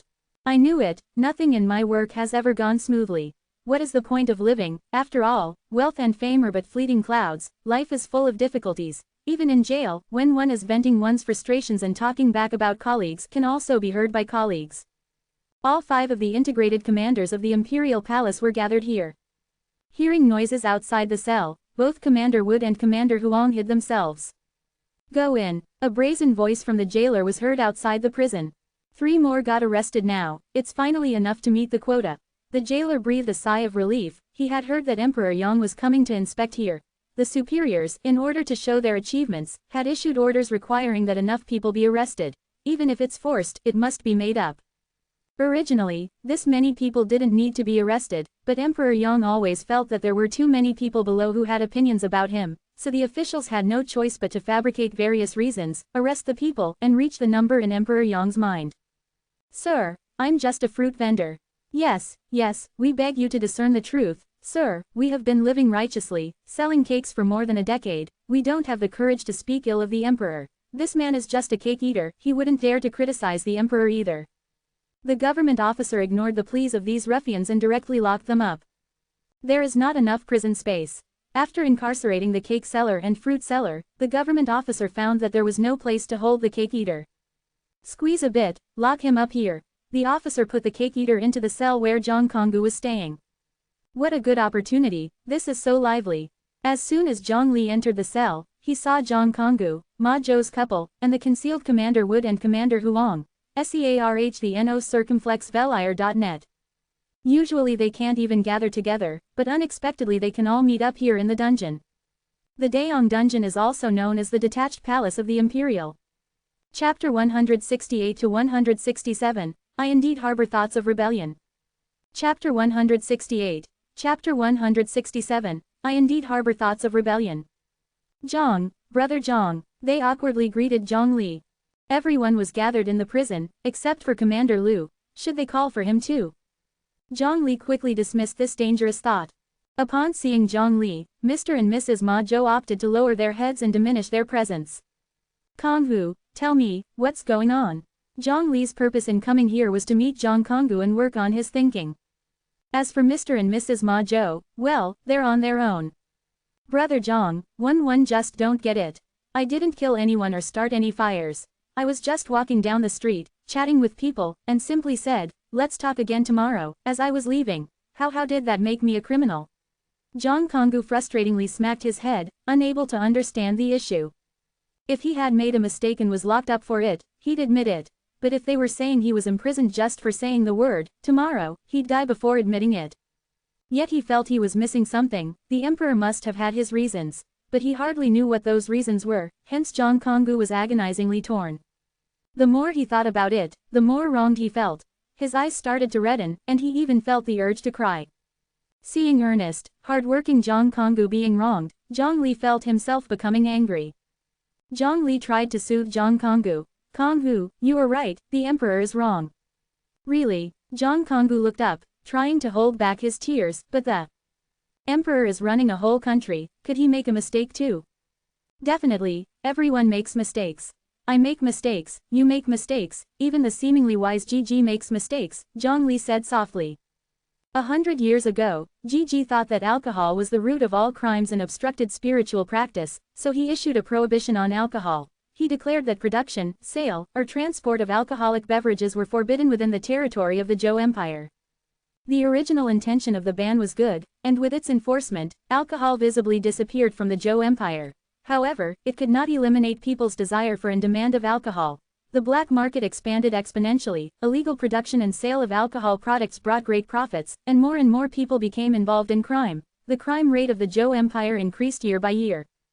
Finally, Gigi had to admit the failure of the alcohol ban and rescinded it.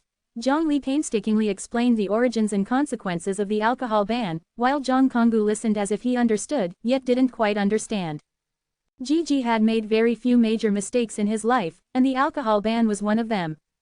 Everyone makes mistakes. The emperor, of course, also make mistakes, Zhongli said with a smile. Konghu, there are no saints in the world, you must not blindly believe in anyone, you need to learn to think for yourself. Zhang Konghu nodded bewilderedly. And you, old Huang, keep your cultivation technique in check. You're making Konghu want to cry, Zhongli said to Commander Huang offhandedly.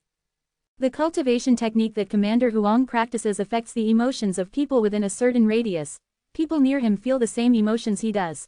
Since Commander Huang is always a sad person, people close to him also feel sad. Zhang Konghu usually doesn't care about Commander Huang's cultivation technique, but now he's deep in thought and his mind isn't stable, so he's easily influenced. What? I didn't cry. Little Wood, who are they? And who are you? EAH circumflex velfire.net.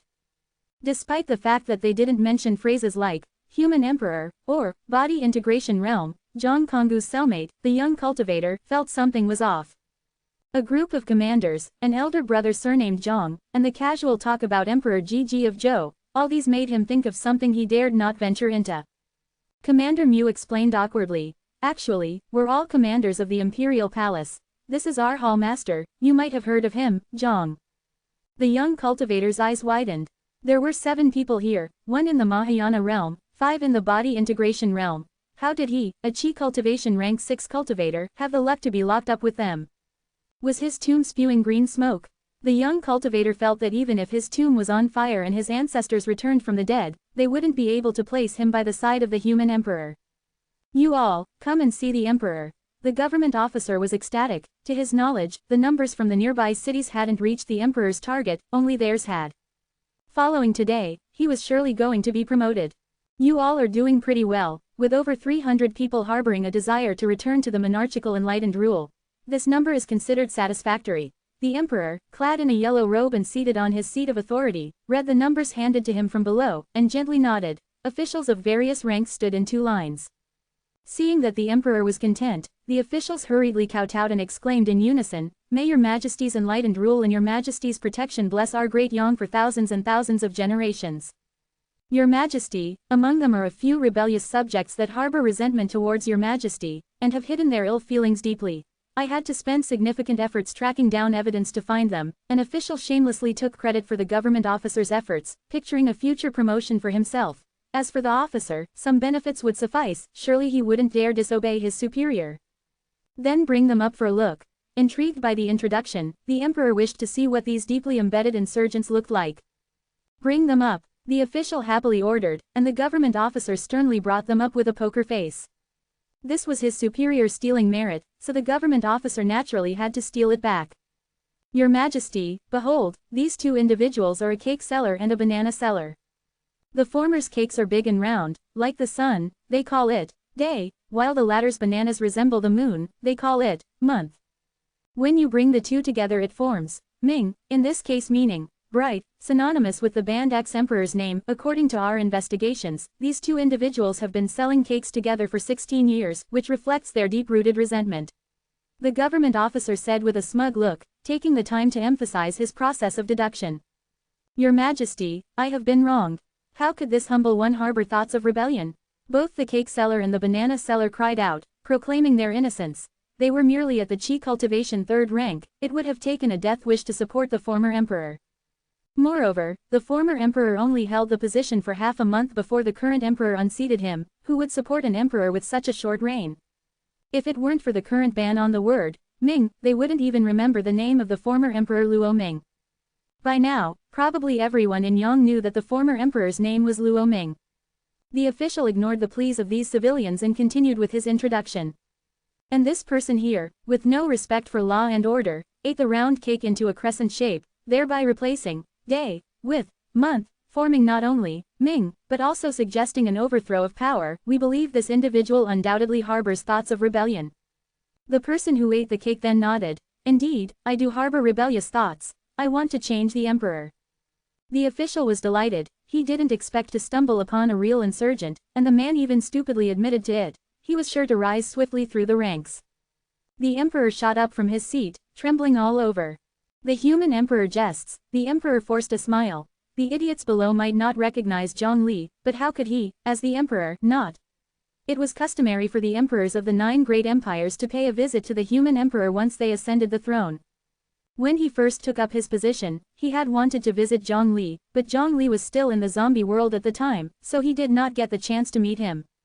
Now he had finally met him, but he would rather not have.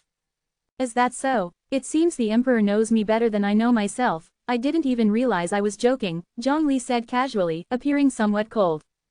Zhang Konggu was wronged, and he, as an older brother, had to get justice for Zhang Konggu. Even the human emperor can be partial. Chapter 169 to 168, The Mysterious Young Man. Chapter 169, Chapter 168, The Mysterious Young Man. Luo Zhan, Zhongli muttered as he strolled around in the main hall.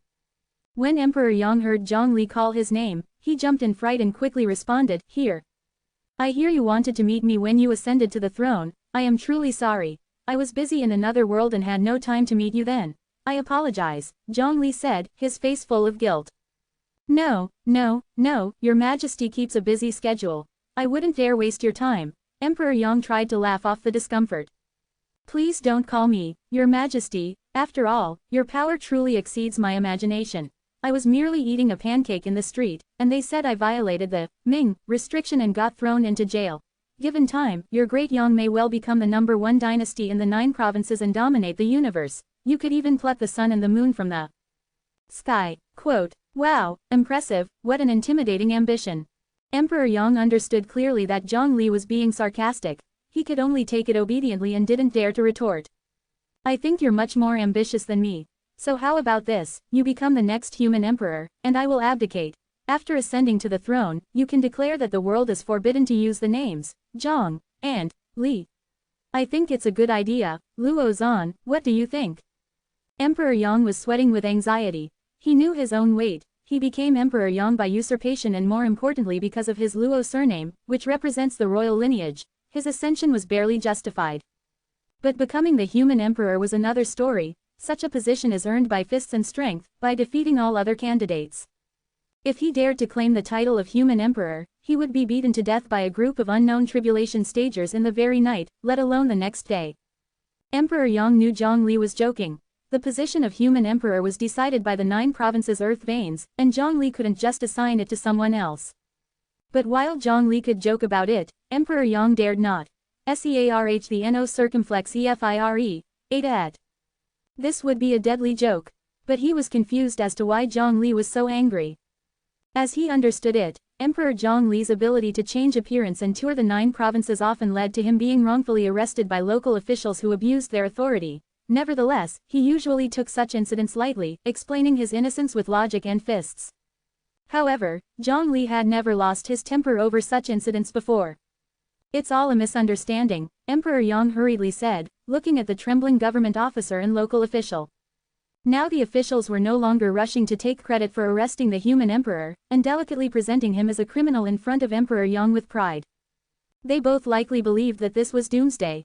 Marshal Wang, your contributions to this operation were indispensable. You even managed to spin eating a pancake as violating the Ming restriction. You should take the primary honor. No, it was all thanks to Governor Li's great guidance, telling us to think creatively and act maliciously. I dare not take the credit. It is your achievement. No, it's all because Marshal Wang Yu. No, it's because Governor Li Yu. The two began whispering fiercely, almost breaking out into a fight. If Emperor Yang and Zhongli were not present, they would probably start brawling. Silence. Emperor Yang's face was ashen. Emperor Zhongli, I am sorry for their actions. They approached the situation recklessly for the sake of merit. I will now fire them and throw them into the heavenly prison for investigation. The faces of Marshal Wang and Governor Li turned deathly pale. Get out. Zhongli was thoroughly angry and stormed toward Emperor Yang. Seeing Zhongli advancing menacingly, Emperor Yang was scared and kept retreating. Just because your subordinates call you saint, do you actually think that you are an enlightened ruler and a living saint who never makes mistakes? Without your baseless suspicions and compulsive demands to arrest a quota of 300 criminals, would your men need to go to such lengths to arrest people? Even if the underlings were in the wrong, the fault doesn't lie as much with them as it does with you.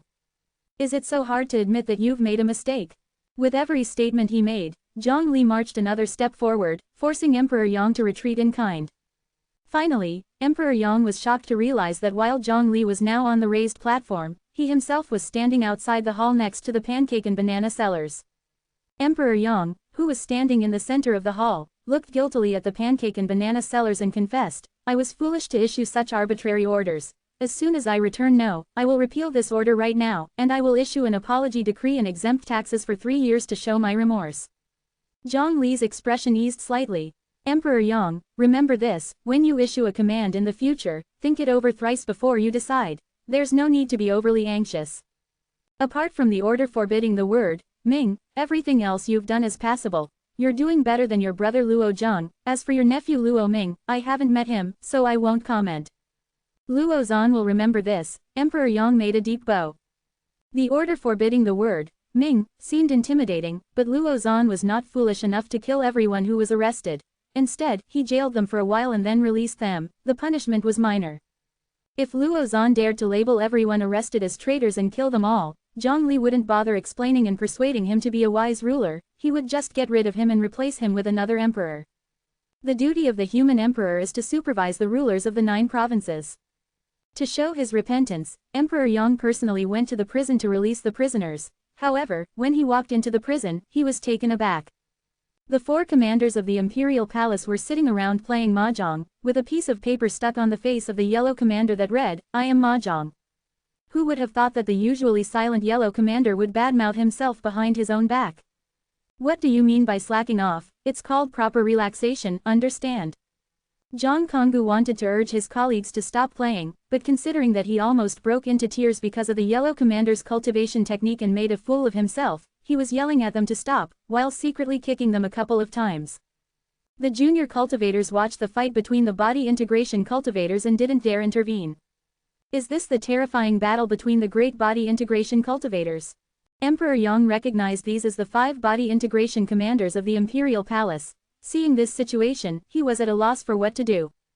Cough, cough, my commanders are always very lively. This is just normal interaction, Zhongli explained on the side. Why is my prison holding these big shots? Emperor Yang gulped. Emperor Yang really wanted to ask why these people had been arrested, but he was afraid that the question would make everyone uncomfortable. so he pretended not to know the commanders and waved his hand to release everyone. At this moment, the system mission updated again. Special mission, find the shards of the immortal Ascension ladder. A visitor arrives in the Ring universe, dispatching the 12 heavenly kings and casting the world on the brink of destruction. With the help of local forces, defeat one of the 12 heavenly kings, Luan Tianwang. This mission cannot be abandoned.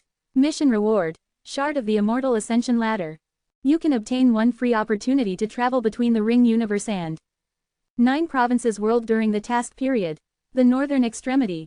A group of thinly dressed cultivators speed across the snowy ground, their movements light and elegant as they touch down on the snow before lightly leaping up, jumping dozens of meters. The free sky and earth of the northern land can turn water into ice in an instant. These cultivators are only at the foundation establishment stage and thus can't resist the severe cold yet, but they carry heating talismans produced by Dao sect. Held in their arms, they not only feel no cold, but even feel a bit warm. Where is the ice crystal flower? We have been searching for more than half a month without finding it. A cultivator grumbled, if it weren't for the academy task, I really wouldn't want to come to this place to study the growing environment of the ice crystal flower. They are students of the Great Zhou Dynasty Family Academy. After Zhang Li's speech, the original principal voluntarily resigned. The new principal took office and encouraged everyone to think and act more. For a time, students and teachers started to actively study academic issues, greatly improving the academic atmosphere of the academy. These students received homework assigned by the teacher, requiring them to prove the necessity of the ice crystal flower's growth in the northern lands. Okay, everyone quiet down. Though it's bad luck we got this subject, everyone keep focused, continue looking, try to find it as soon as possible, finish the task earlier, and go home earlier. The team leader cultivator encouraged everyone, but his words did not have much effect. The cultivators flew across the snowy ground listlessly. Hey, look over there. A cultivator cried out in surprise. What's up? Did we finally find the ice crystal flower? The other cultivators perked up. No, there's someone. The students rushed over hastily. It was a huge pit, and there was someone in it. This person was a youth around 15 or 16 years old. Perhaps due to being frozen for a long time, his face was frightfully pale, and there were severe injuries on his body. What happened? Was he attacked? There are indeed some monsters that rule the northern lands, with numerous underlings. The students presumed that this youth had been attacked by such monsters. In such a situation, continuing the investigation was impossible. Everyone hastily lifted the youth out of the pit, only to discover that there were 3 ice crystal flowers beneath him, which was extremely rare. But at the moment, everyone was too busy to care about their task. Saving a life was more important. Back on the flying boat, the medical cultivator took his pulse and found out that the youth was unconscious just because he was wiped out and not because of his injuries. Those wounds looked serious but were actually not fatal. The medical cultivator infused some mellow spiritual energy into him, and after a while, the youth slowly opened his eyes. The boy jerked up, looking at the unfamiliar surroundings with high alert. He quickly let go of his hand, found his talisman was still intact without any damage, and heaved a sigh of relief. People saw him holding a talisman and didn't pay it any mind.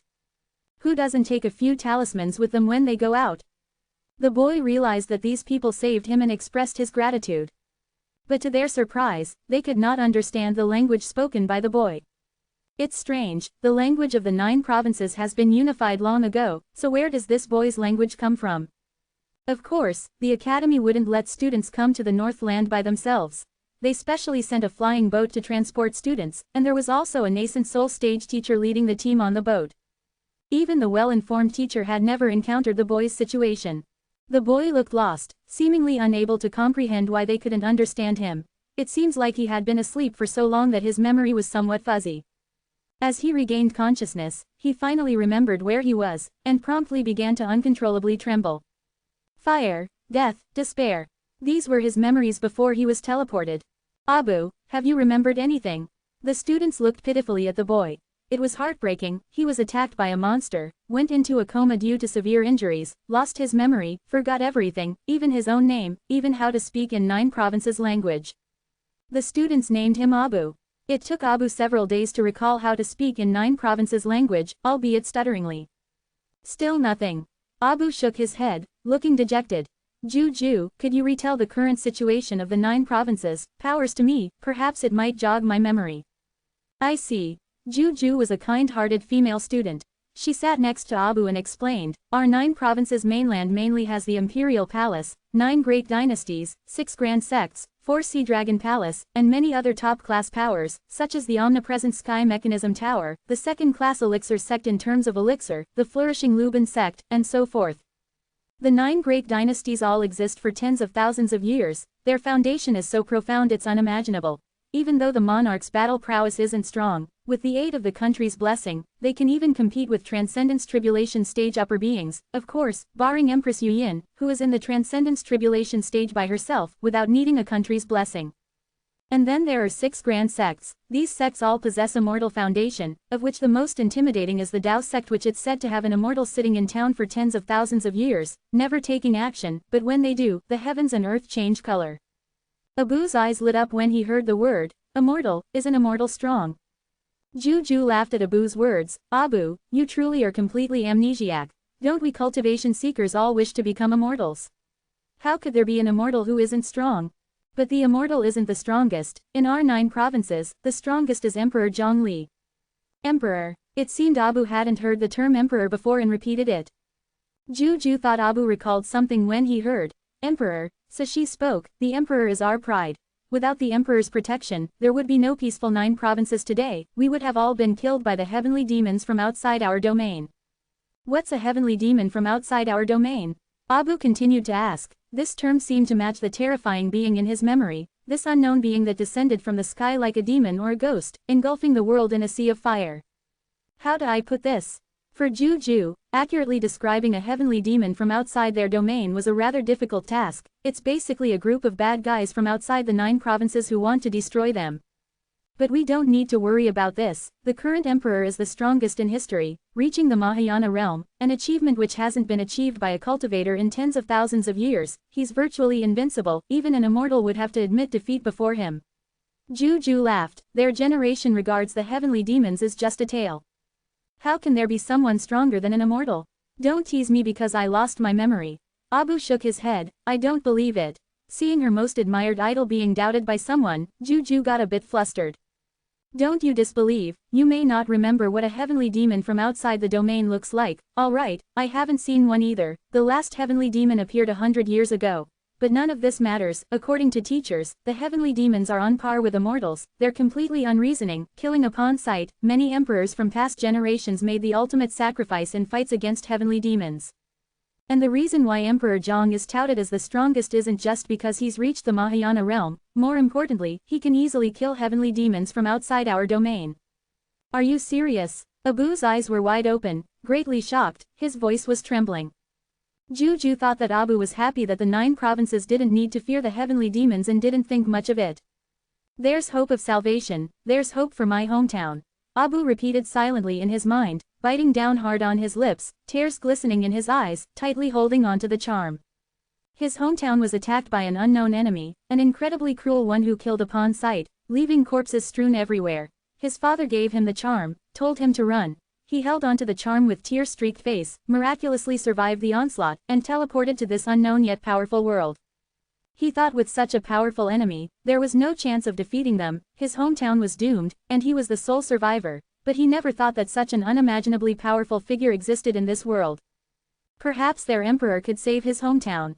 Chapter 170 to 169, The Terrifying Jojo. Chapter 170. Chapter 169, The Terrifying Jojo. In truth, Abu regained his memory within minutes of waking up, but in this unfamiliar environment, he dared not expose his origins and continued to pretend he had lost his memory. Moreover, Abu didn't believe that these people would believe him if he told the truth. He himself was from another world, and if it weren't for their ancestors' accidental gift from an immortal, leaving behind a dimension-breaking symbol, even Abu would not believe that there were other worlds beyond his own. Abu's family was quite influential in their world, but even so, they would not choose to reveal the existence of other worlds, or the symbols leading to them. Abu thinks the people of this world are the same. The higher-ups are discreet about the existence of other worlds, and keeping it for themselves like a secret. Who doesn't want more secrets under their control?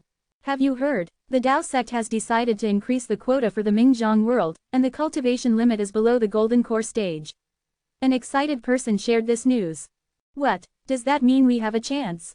The Great Zhou Dynasty family's academy students may be a bit weak, but going to the Mingjiang world wasn't an adventure, there was no danger. When the time came, they would see which cultivator had the best head on their shoulders and pick that one. Not only do the academy students have the chance to go, but the probability is also extremely high. The Mingjiang world follows a path different from ours, where even without spiritual energy, life could be convenient. I truly want to see it. Zhang Human Emperor refers to it as what was it? Technology. Right. Zhang Human Emperor said that the Mingjiang world relied on technology, while our 9 provinces relied on cultivation. He also said that there is no supremacy between cultivation and technology, everyone should respect each other, progress and develop together, and create a better tomorrow. And then there's the world of zombies. I wonder when we'll ever be able to stop daydreaming. The zombie world has been set back. Even if Zhang Human Emperor himself went, he could only be an observer, unable to utilize any power. All we could do there would be a cursory look, we won't be able to do anything. Zhang Human Emperor stated, if we want to go to the zombie world, we'll have to wait at least 80 or 90 years. Zhang Li intended to connect the zombie world with the 9 provinces in people's minds, so he announced the news in advance to prepare them psychologically. Abu was stupefied by the conversation. Why did it seem like people here were accustomed to the presence of other worlds and showed no surprise at all? Could it be there are other worlds beyond ours? Abu tentatively asked. Of course, isn't that common knowledge? Juju replied as if it were obvious. Beneath the immortal realm lay many worlds, it was common knowledge. Just because they couldn't travel to other worlds didn't mean they didn't know about them. The secret treasured by his family in his world was as commonplace as street news in this world, giving Abu an unreal feeling. Recently, I've been dreaming about those guys fighting in the universe. I wonder when I can reach that level. Stop dreaming, you should think about when you'll be qualified enough to go to the universe. I've heard that the Sky Mechanism Tower recently launched a one-day tour of the universe, allowing high-level cultivators to take us, but the price is a bit steep. The universe. How is it possible for humans to go to the universe? Abu couldn't understand. Abu's world was prosperous in martial arts, and although martial artists were rare, their total number was still considerable. They classified martial artists into 4 groups: postnatal martial artist, prenatal martial artist, grandmaster, and peak of mankind. Peak of mankind, also called land immortal, was terrifyingly powerful. At this level, they were no longer bound by worldly rules. Abu was a postnatal martial artist, with talent in martial arts on par with his father. Note that Abu's father was at the peak of mankind, invincible. And yet, even an incredibly powerful figure like his father could not fly to the universe. However, his father, who was regarded as a land immortal, was utterly powerless against the terrifying figures who descended from the sky, known as the 12 Heavenly Kings. The 12 Heavenly Kings were terrifyingly powerful. One shout from them could reverse the courses of rivers and shake mountains. There were tales of immortals in Abu's world, and their ancestral symbol was one left behind by an immortal. Martial artists could never equal immortals, yet they could rise above the world, which was why it was said that the peak of mankind was the land immortal. If his father was a land immortal, then the 12 Heavenly Kings, who were stronger than his father, must be real immortals. Abu had always thought this way, so when he heard Juju talking about the existence of immortals and those even more powerful than them in this world, he was extremely excited. He believed that only such powerful beings could possibly save his world. Who can go to the universe? Immortals. Abu knew that the power hierarchy in this world was much more detailed than in his own. His world only had 4 tiers, but this one had 7. Chi cultivation, foundation establishment, golden core, nascent soul, divinity transformation, body integration, and transcendence tribulation stage. Above these were the immortals. The others glanced at each other and then burst into laughter. Ha ha ha. Seeing Abu ask such a nervous question, everyone found it hilarious. Juju was laughing so hard that he teared up and couldn't catch his breath. Another one, barely suppressing their laughter, said, if only immortals could go to the universe, then you are greatly underestimating those at the body integration and transcendence tribulation stages. Actually, those at the divinity transformation stage can already venture into the universe, but they have some limitations. They can't achieve a unity of everything and can only stay in the universe temporarily. Divinity transformation stage. This result greatly exceeded Abu's expectations. Since arriving in this world, he had been solely focused on saving his hometown, inquiring about the strongest individuals in this world, but neglecting terms like divinity transformation, body integration, and transcendence tribulation. He felt that no matter how powerful they were probably only around the level of land immortal, not greatly affecting his home world. Now it seemed there were significant differences from his previous assumptions. Could it be not that this world just had a more detailed hierarchy, but that the powerful beings of this world were really this terrifying? When Abu innocently asked about the existence of the nascent soul and divinity transformation stages, he was silent for a long time. It seemed that the nascent soul stage in his world was equivalent to the peak of mankind here. Although the two couldn't be deemed exactly equal, their battle strengths were not dissimilar. In his world, the peak of mankind was extremely rare. Even counting those who had withdrawn from worldly affairs and those who were still active, there wouldn't be more than 10. But in this world, the nascent soul stage was a common sight. Just on this flying boat were 2 teachers who were at the nascent soul stage. Approximately how many are there at the divinity transformation stage? That question stumped everyone. If asked about the transcendence tribulation stage, the answer was definitely 5, and the body integration stage could be estimated at around 1 to 200 by their fingers. But if you asked about the divinity transformation stage, seeing the academy teacher nearby, silently counting how many divinity transformations and nascent souls there were in the 9 provinces, they realized they genuinely couldn't count them all. There should at least be a few thousand, maybe even 10,000. Juju guessed uncertainly. The 9 provinces were boundless, who could say how many people were at the divinity transformation stage? Abu took in a sharp breath of air. This 9 provinces was just too terrifying. SEAHTHE November EL Fire. NET. Chapter 171 to 170, Hopping Back and Forth on the Edge of Destruction. Chapter 171, Chapter 170, Hopping Back and Forth on the Edge of Destruction.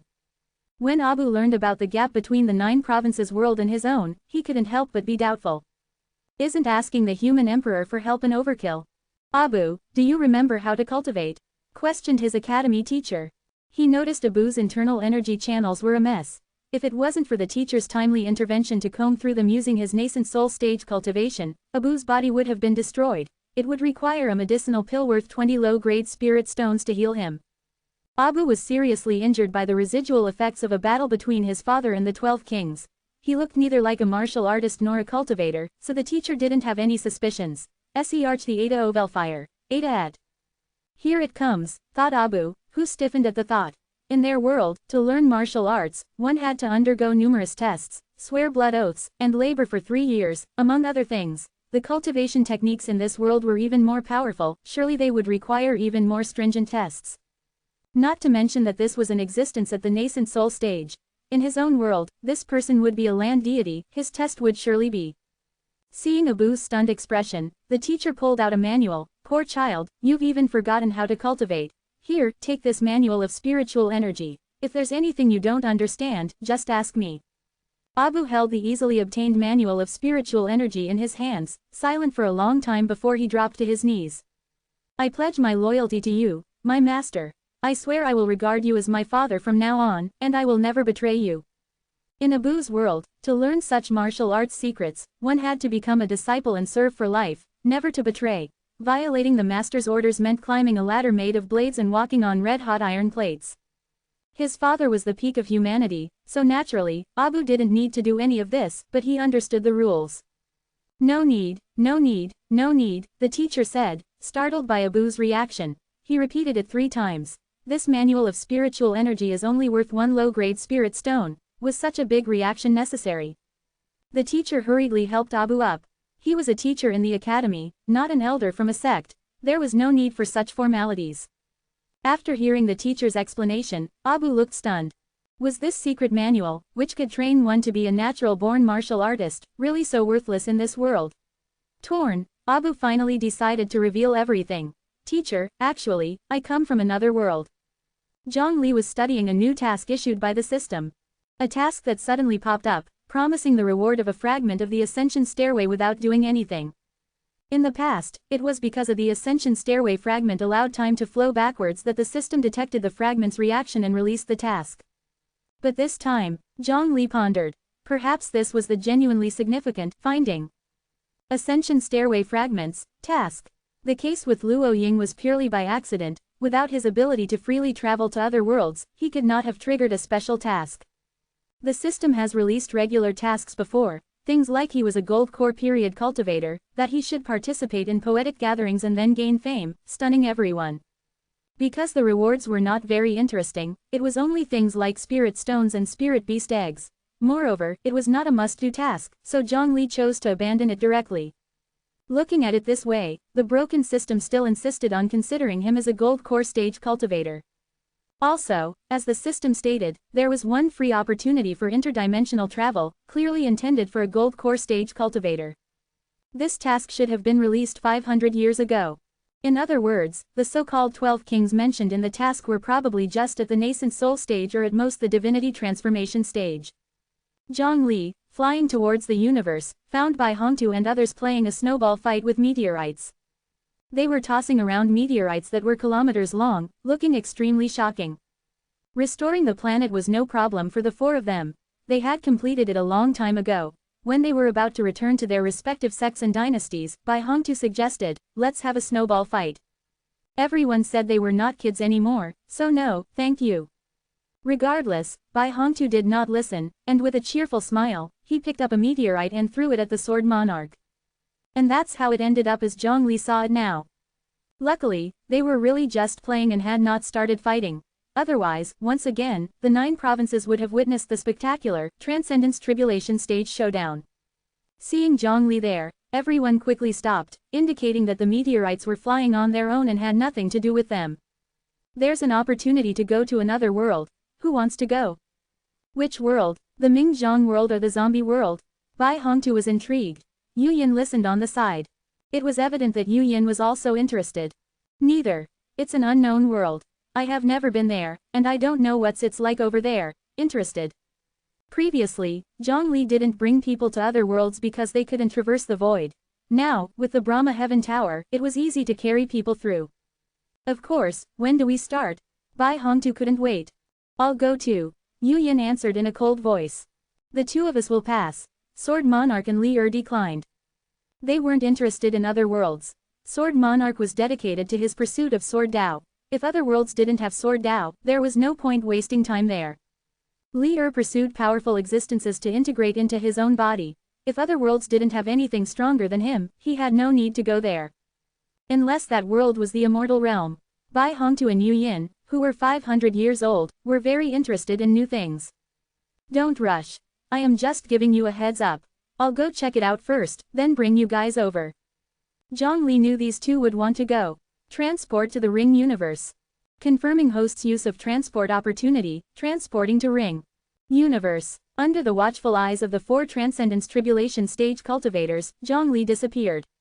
Even though it's not the first time I've seen it, I still have to express my admiration. Zhongli's understanding of the Tao of space has seen incredible growth, said Bai Hongtu. Yu Yin nodded again and again. Back when they were competing for the title of Human Emperor, Zhongli's understanding of the Tao of space was even weaker than hers. It seemed that as his cultivation improved, his understanding of the Tao of space also increased. Is this the Ring universe? Zhongli arrived in the new world, somewhat surprised. He had thought he arrived in a market from the 9 provinces. Although the people here looked slightly different, they also wore ancient clothes, with people coming and going. There was a constant noise of haggling, and even Zhongli's favorite candied hawthorns were available. In the previous Mingzhong world and zombie world, the technological level of the 2 worlds was stronger than that in the 9 provinces. This almost convinced Zhongli that all the worlds he would go to have advanced technology. So, it turns out there are places just like the 9 provinces. This seems to be a world that practices martial arts. Zhongli found that the average level of people in this world was somewhat lower than the 9 provinces. Where are the 12 kings then? Zhongli wondered.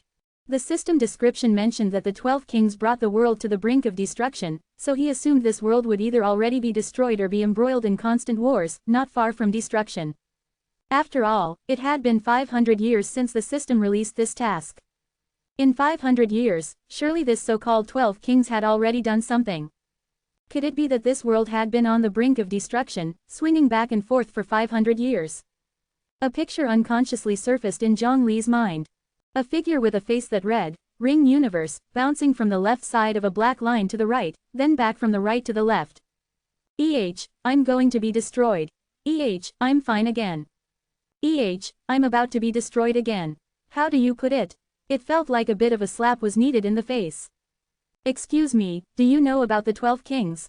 After learning the language of this world using divine sense, Zhongli asked a passerby. The passerby looked at Zhongli curiously. Of course, aren't the 12 kings our rulers and saviors? Chapter 172 to 171, Long Life at 45. Chapter 172, Chapter 171, Long Life at 45. For people in this world, Zhang Li's question is undoubtedly strange and foolish, akin to asking if there's anyone in Jojo who knows of the human emperor. Would you dare call yourself a Jojo resident if you didn't know the human emperor? The man appraised Zhang Li with a strange look, wondering, to ask such a question, could he be from our world? But only the thought remained in his mind and wouldn't pass his lips. Who else would be in this world besides the 12 kings? Such an absurd idea. Were the 12 kings also saviors? Zhang Li was puzzled. This contradicted what the system had described. The system mentioned the ring universe encountering an unwelcome visit, threatening the destruction of the world. None of these words seemed to suggest the 12 kings were saviors. Who exactly are the 12 kings? My apologies for the confusion. I'm from another world and not too familiar with yours. That's why I'm asking this. Zhang Li was honest. The man looked at Zhang Li even more peculiarly. From another world, he expects me to believe that. As if he could be one of the 12 kings. He wanted to turn and walk away. Alas, he couldn't break away from Zhang Li's iron grip and had to accept his fate when he noticed Zhang Li's amused eyes. My name is Meng. I'm a local school teacher. I've been preparing to teach my students some history. If you truly don't know, let me elaborate a bit. Consider it a preview lesson. 300 years ago, dynasties were at war, people suffered, corpses littered the fields, and blood filled the rivers. According to history, only a few people trained in martial arts at that time. Only the top elites had the privilege to train. Without money or power, you couldn't even dream of it. Even if you could barely step into the door, you'd just wander in front of it all your life. How different could you be from a commoner? Moreover, martial artists back then were hot-blooded and had to kill to curb their uncontrollable bloodlust. As a result, those who pursued martial arts were deemed murderers, and anyone who achieved something in it would definitely have killed. Martial artists wreaked havoc on battlefields. Even well-trained soldiers couldn't withstand their single strike. A martial artist could traverse the battlefield overcoming all sorts of enemies. EAH the November ELF, IR.net. Martial artists needed to kill, and dynasties needed territories. The two were naturally compatible, conspiring for power. All the major dynasties did their utmost to recruit martial artists and send them to battlefields. Dynasties without enough martial artists had to send their ordinary soldiers to fight them.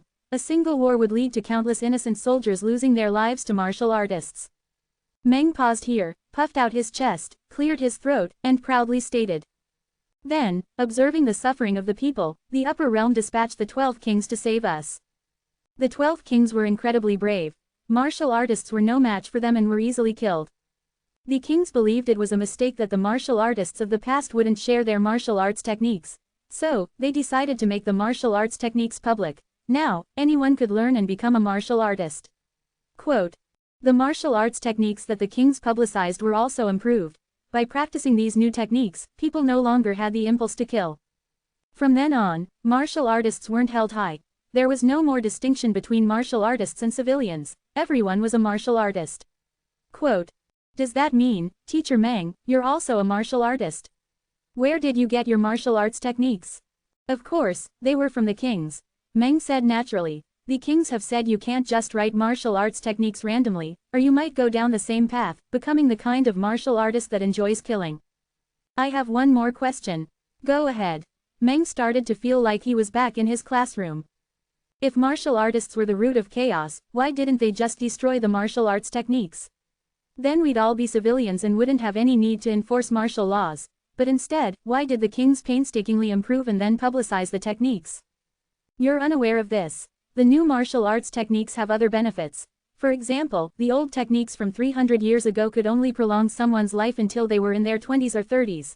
Now, they can live until 40 or even 45. The effect of life prolongation was incredibly evident. Indeed, impressive. If one could live until 45, they'd surely be considered long-lived. Zhang Li gave a pretentious compliment. In JoJo, the average lifespan was 120 years. Hardly anyone lived until they were 45. Zhang Li remembered hearing from Chong Kun Xian Wang that in the 10,000 realms, the lifespan of the human race was fixed at 140 years. However, few could live until 140 without cultivation. Like in the Mingzhong world and zombie world, theoretically, people could live to 140, but hardly anyone did. This was because of acquired pollution. The human body could be seen as a vessel for red dust to cross the world, and also as a bucket holding filth. A baby represents the purest moment of a person's life. As they grow older and their bodies are invaded by acquired impurities, they gradually lose their purity. The impurities decrease lifespan. If one leads a healthy life, they can live to about 100. If they lead a loose life, there's no saying how long they'll live. Cultivation, also known as truth-seeking, means seeking the true self. One of the meanings of the true self is to return to the purity of a baby.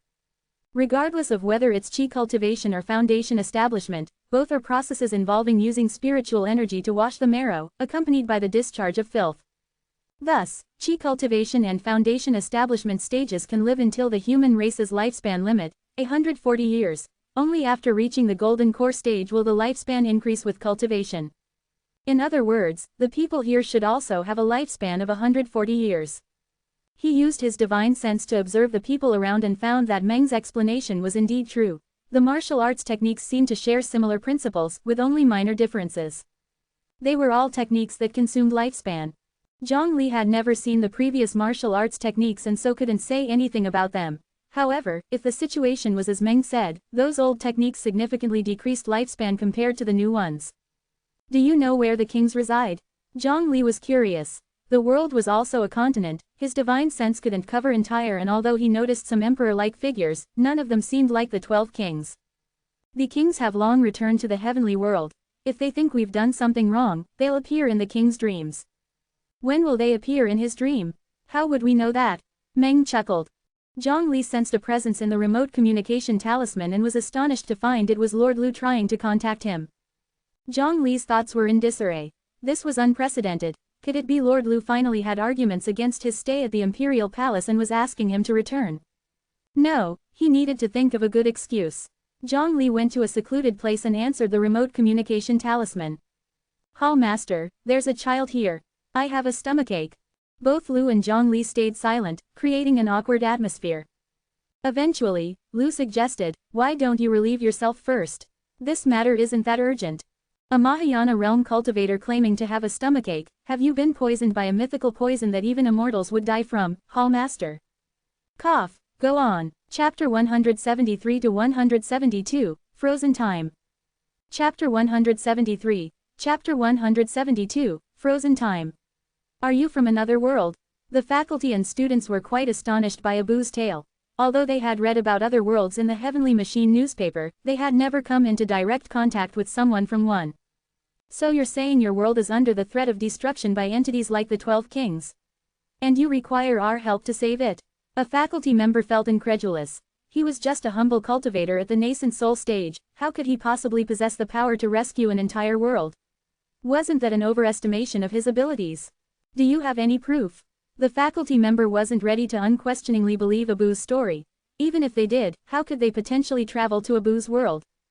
Even cultivators at the Transcendence Tribulation stage couldn't withstand the chaotic currents of the void, much less them. This artifact is a familial heirloom, bequeathed to us by an immortal. It is this very object that allowed me to journey to Jojo. Abu held out the artifact which allowed interdimensional travel. His world was facing impending doom which dwarfed any need to obfuscate his origins. Was he to just observe passively while his world was annihilated, just to protect his identity? The Abu refused to be such a person. Abu had already conducted his own investigation. This world was teeming with formidable individuals, but the only one who had the ability to aid him was the human emperor Zhang Li. All others lacked the capability to journey to his world. Although Zhang Li was known to be affable, that didn't mean Abu could readily meet him. He needed the assistance of the people of this world to meet Zhang Li. As for the possibility of the faculty member harboring greed for the artifact and seizing it for himself, Abu had considered it. Abu was risking the chance that the teacher was an honest man who wouldn't plunder his possession. Even if he did, as long as it enabled Abu to get in touch with Zhang Li, it would be worth it. If the teacher seized the artifact and turned a deaf ear to Abu's predicament, Abu endeavored not to entertain this possibility. Luckily, the faculty member showed no signs of such intentions. We need to report this. It isn't something we can decide on our own, the faculty member stated solemnly. The symbols inscribed on the artifact were exceedingly complex. He couldn't comprehend them, hence couldn't verify whether it was capable of breaking through dimensions, or whether it was indeed an immortal's relic, but he could ascertain that it was an artifact from the body integration realm or above. The artifact couldn't entirely corroborate Abu's account. However, it was indicative of Abu's extraordinary origins. The director of the Great Zhou Dynasty Academy had recently been replaced. The current director, at the peak of the divinity transformation stage, wasn't qualified to make a decision on this matter. He also failed to decipher the artifact. However, he inferred that it was a relic of someone at or beyond the transcendence tribulation stage. Director with artifact in hand went to Yangxin Hall to find Gigi, only to find an abandoned brush in the middle of a text and no sign of Gigi. Eventually, Gigi was found in retreat in the back garden. Gigi was resolute in his decision to break through to the body integration realm. Gigi accepted the artifact, his eyes deep and probing as he glanced at Abu. Abu was puzzled by this reaction. Desiring to contact Zhongli, Gigi found himself without a remote communication talisman and therefore unable to locate him. "Follow me." He then led Abu through several spatial passages to the Imperial Palace. Even though it wasn't his first time experiencing spatial transmission, he was greatly amazed by JoJo's advanced spatial pathways. While using the dimension-breaking artifact, Abu had been so preoccupied with escaping that he hadn't paid attention to the process of transmission. The more he compared, the more he realized that his own world appeared incredibly weak. Abu looked up to Gigi with admiration. Could this be the divinity transformation stage powerhouse who was rumored to be even stronger than his father and capable of reaching the transcendence tribulation stage under the auspices of national destiny? He was incredibly powerful. Emperor Zhou. The Imperial Palace guard saluted Gigi. As Zhongli present, the guard was taken aback by the inquiry. "Emperor Zhou, you do have a sense of humor. Just like there are no wives in wife cakes and no couples in husband and wife lung slices, the Imperial Palace doesn't necessarily house the human emperor." Quote. "Well, that is a fair point. If you aren't in a rush, you can wait here for about a decade or so to meet the palace master." The Imperial Palace guard shared his pearls of wisdom with Gigi. "I can't exactly wait for a decade, even if I'm not in a hurry. Then, is Supreme Commander Lu present?" "Supreme Commander Lu is here. Just a moment, I'll inform him." In no time, Gigi found himself and Abu transported to Supreme Commander Lu's side via spatial transportation. While not as potent as the vast Buddha, Supreme Commander Lu's mastery over spatial techniques was amongst the best in JoJo. "Emperor Zhou, Senior Lu." Quote. The two exchanged nods. "Is this the foreign guest you mentioned?" Supreme Commander Lu looked at Abu with curiosity. The only foreign guests he had encountered in his lifetime were heavenly demons from outside the realm. Supreme Commander Lu picked up the dimension-breaking artifact and studied it. It certainly doesn't originate from JoJo. Judging from the symbols, it seems it randomly teleports the user to another world. Unfortunately, it's a one-time use item. Once used, it turns into nothing more than scraps of paper. Even if we knew your world is in danger, we wouldn't be able to deduce the location of your world based on this artifact, and consequently would be unable to reach it. Seeing that the dimension-breaking artifact was now dull and unresponsive, Gigi had thought that as long as he had enough power, he could activate it. He hadn't anticipated it was already spent. What do we do then?" Abu was on the verge of tears. He had been so close to finding the human emperor and saving his world, only to realize that he couldn't locate his own world. "I'll try to contact the palace master first. Maybe he has a method that evades my comprehension." After hearing the whole story, Zhongli looked at Abu with a peculiar expression. Was it possible that Abu's world was in fact the world he himself resided in now? The timelines didn't add up though. Had the dimension-breaking artifact transmitted him several hundred years? That was depressingly low efficiency. Zhongli strolled around the city with the remote communication talisman, allowing Abu to look for anything familiar. Upon recognizing a familiar cityscape, Abu was struck dumb, his body trembling, uncontrollable tears streaming down his face. "This is Buwu City, my home. Have we actually defeated the kings? But how much time has elapsed? Why is it as though we never even experienced a war?" Zhongli remained silent. "I heard that because you were saving someone, you didn't find the ice crystal flower, and thus failed the mission." A group of students at the Great Zhou Dynasty Academy was comparing their mission results. "Hee, not to brag, but our team not only found the ice crystal flower, but we actually found 3. We even made a stupefying discovery. It's a unique discovery for the entirety of JoJo." 3. Juju was astonished. Ice crystal flowers typically grew alone, rarely in pairs, let alone in a group of 3. Juju suddenly remembered that when they rescued Abu, there were 3 ice crystal flowers beneath him. However, they had been too focused on saving him and hadn't paid it much attention. The student chuckled. "We discovered that when 3 ice crystal flowers grow together, they can freeze a living being. For example, if a 20-year-old were frozen, even after 1,000 years, upon being unfrozen, he would still be at the age of 20. his lifespan halts. This discovery alone is enough for us to graduate. Juju had a hunch. It wasn't that Abu had arrived in JoJo just now, but that he might have arrived decades or even centuries ago, transmitted to JoJo by the dimension-breaking artifact. Severely injured, he had fallen in a place where 3 ice crystal flowers grew. The ice crystal flowers had frozen Abu, and the unconscious and wounded Abu knew nothing about it until one day, someone carelessly littered a warming talisman in the extreme north, right atop Abu, melting the ice encasing him. Could it be? Juju found her guess too audacious to believe even herself. But she clearly remembered a warming talisman on Abu. Everyone kept their talismans close to themselves and on the inside. Who would keep it on the outside? And how did Abu, who came from another world, procure a warming talisman? Chapter 174 to 173, Practicing Martial Arts Really Can Prolong Life. Chapter 174, Chapter 173, Practicing Martial Arts Really Can Prolong Life. I don't know when you arrived in JoJo, but what is certain is that you didn't just arrive recently.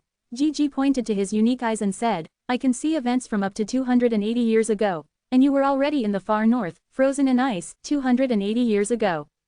Until recently, a passing cultivator accidentally layered 2 warming talismans. He felt hot to the touch, and in his panic, he dropped one. The warming talisman continuously released heat, melting the snow and ice and finally melting the ice block on you. Gigi explained what he saw in the past. Maybe it's 500 years ago in JoJo. Zhongli said, based on the task issued by the system, the 12 kings arrived in the Ring universe 500 years ago in JoJo time. He also calculated the time flow rates between the Ring universe and JoJo. 500 years ago in JoJo corresponded exactly to 300 years ago in the Ring universe, which corresponded to the history mentioned by Meng Jiaoxi. According to the locals, the arrival of the 12 kings was 300 years ago. So much time has passed, the earth-shattering kings must have been eliminated by our peak human powers. Abruptly wiping away tears, seeing that his hometown was so peaceful, it must already be fine. Thinking about how nervous he's been these days, it seemed rather ridiculous. With this thought, Ab typically relaxed and collapsed into the chair. However, how were the powerful kings defeated? Are there more powerful people in our world than I know of, or is there something I don't know about? None of this matters, as long as I can still survive, nothing matters. Ab was drowsy, wanting to fall asleep, but then he woke up abruptly. He heard the people of the Ring universe speaking. Wait, why can't I understand what people are saying? Zhongli sighed. As expected, there are big problems with these 12 kings, they're not as good as described in the history books. It's a long story, I'll tell you when I get back. Transport back to JoJo. SEARH the November Elfire. NET. System hint. After this transfer back to JoJo, the number of free transfers will be used up. If the host wants to transfer back to the Ring universe, it will cost 76,600 origin points. Do you wish to return to JoJo? Zhongli pondered. The system's hint was very clear. More than 70,000 origin points, to him who is at the Golden Core stage, it's an astronomical number. If he goes back to JoJo, it will be very difficult to return to the Ring universe. What should I do? Do I go back like this? Oh, I'm in the Mahayana realm, I have endless origin points, so it doesn't matter. Old Bai, prepare to start, let you see what the other world looks like, and also, can you draw a few more remote communication talismans? Gigi can't contact me, and I can't contact Yu Yin. Okay, gather at the Imperial Palace, there will be locals there. Zhongli found Yu Yin again, who was attending a morning court session. In the court, all the ministers were trembling. The deterrence of the 4 Transcendence Tribulation stage individuals using all their strength to fight in the universe a few days ago was too great. Every time the ministers thought about one of the 4 being their own empress who was staring at them, they felt a tingling sensation on their scalps. Even if they have nothing to hide, they are scared, let alone those who do. Yu Yin knew that the ministers were up to no good, those ministers formed a faction. She knew it well, but she didn't care. These people really have all kinds of ideas, but their ability to get things done is also very strong. The Tianyuan Emperor dynasty needs them. Yu Yin wasn't worried that the minister's petty tricks could shake her rule. She'd just exhibited the power of the Transcendence Tribulation stage, and those ministers who had evil intentions immediately tucked in their tails and dutifully performed their duties as ministers. As long as she is in the Transcendence Tribulation stage, these ministers can't make waves and will not become a force to be reckoned with. After the court was dismissed, Zhongli found that Yu Yin was carefully shaking a ruyi gourd, opening the gourd's mouth, and pouring the thick liquid, accompanied by roaring thunder, into a bowl. Yu Yin picked up the bowl and drained it in one gulp, looking content and sighing gently. What is this? Zhang Li appeared and asked curiously. Human Emperor. Several maids saw Zhang Li and hastily saluted.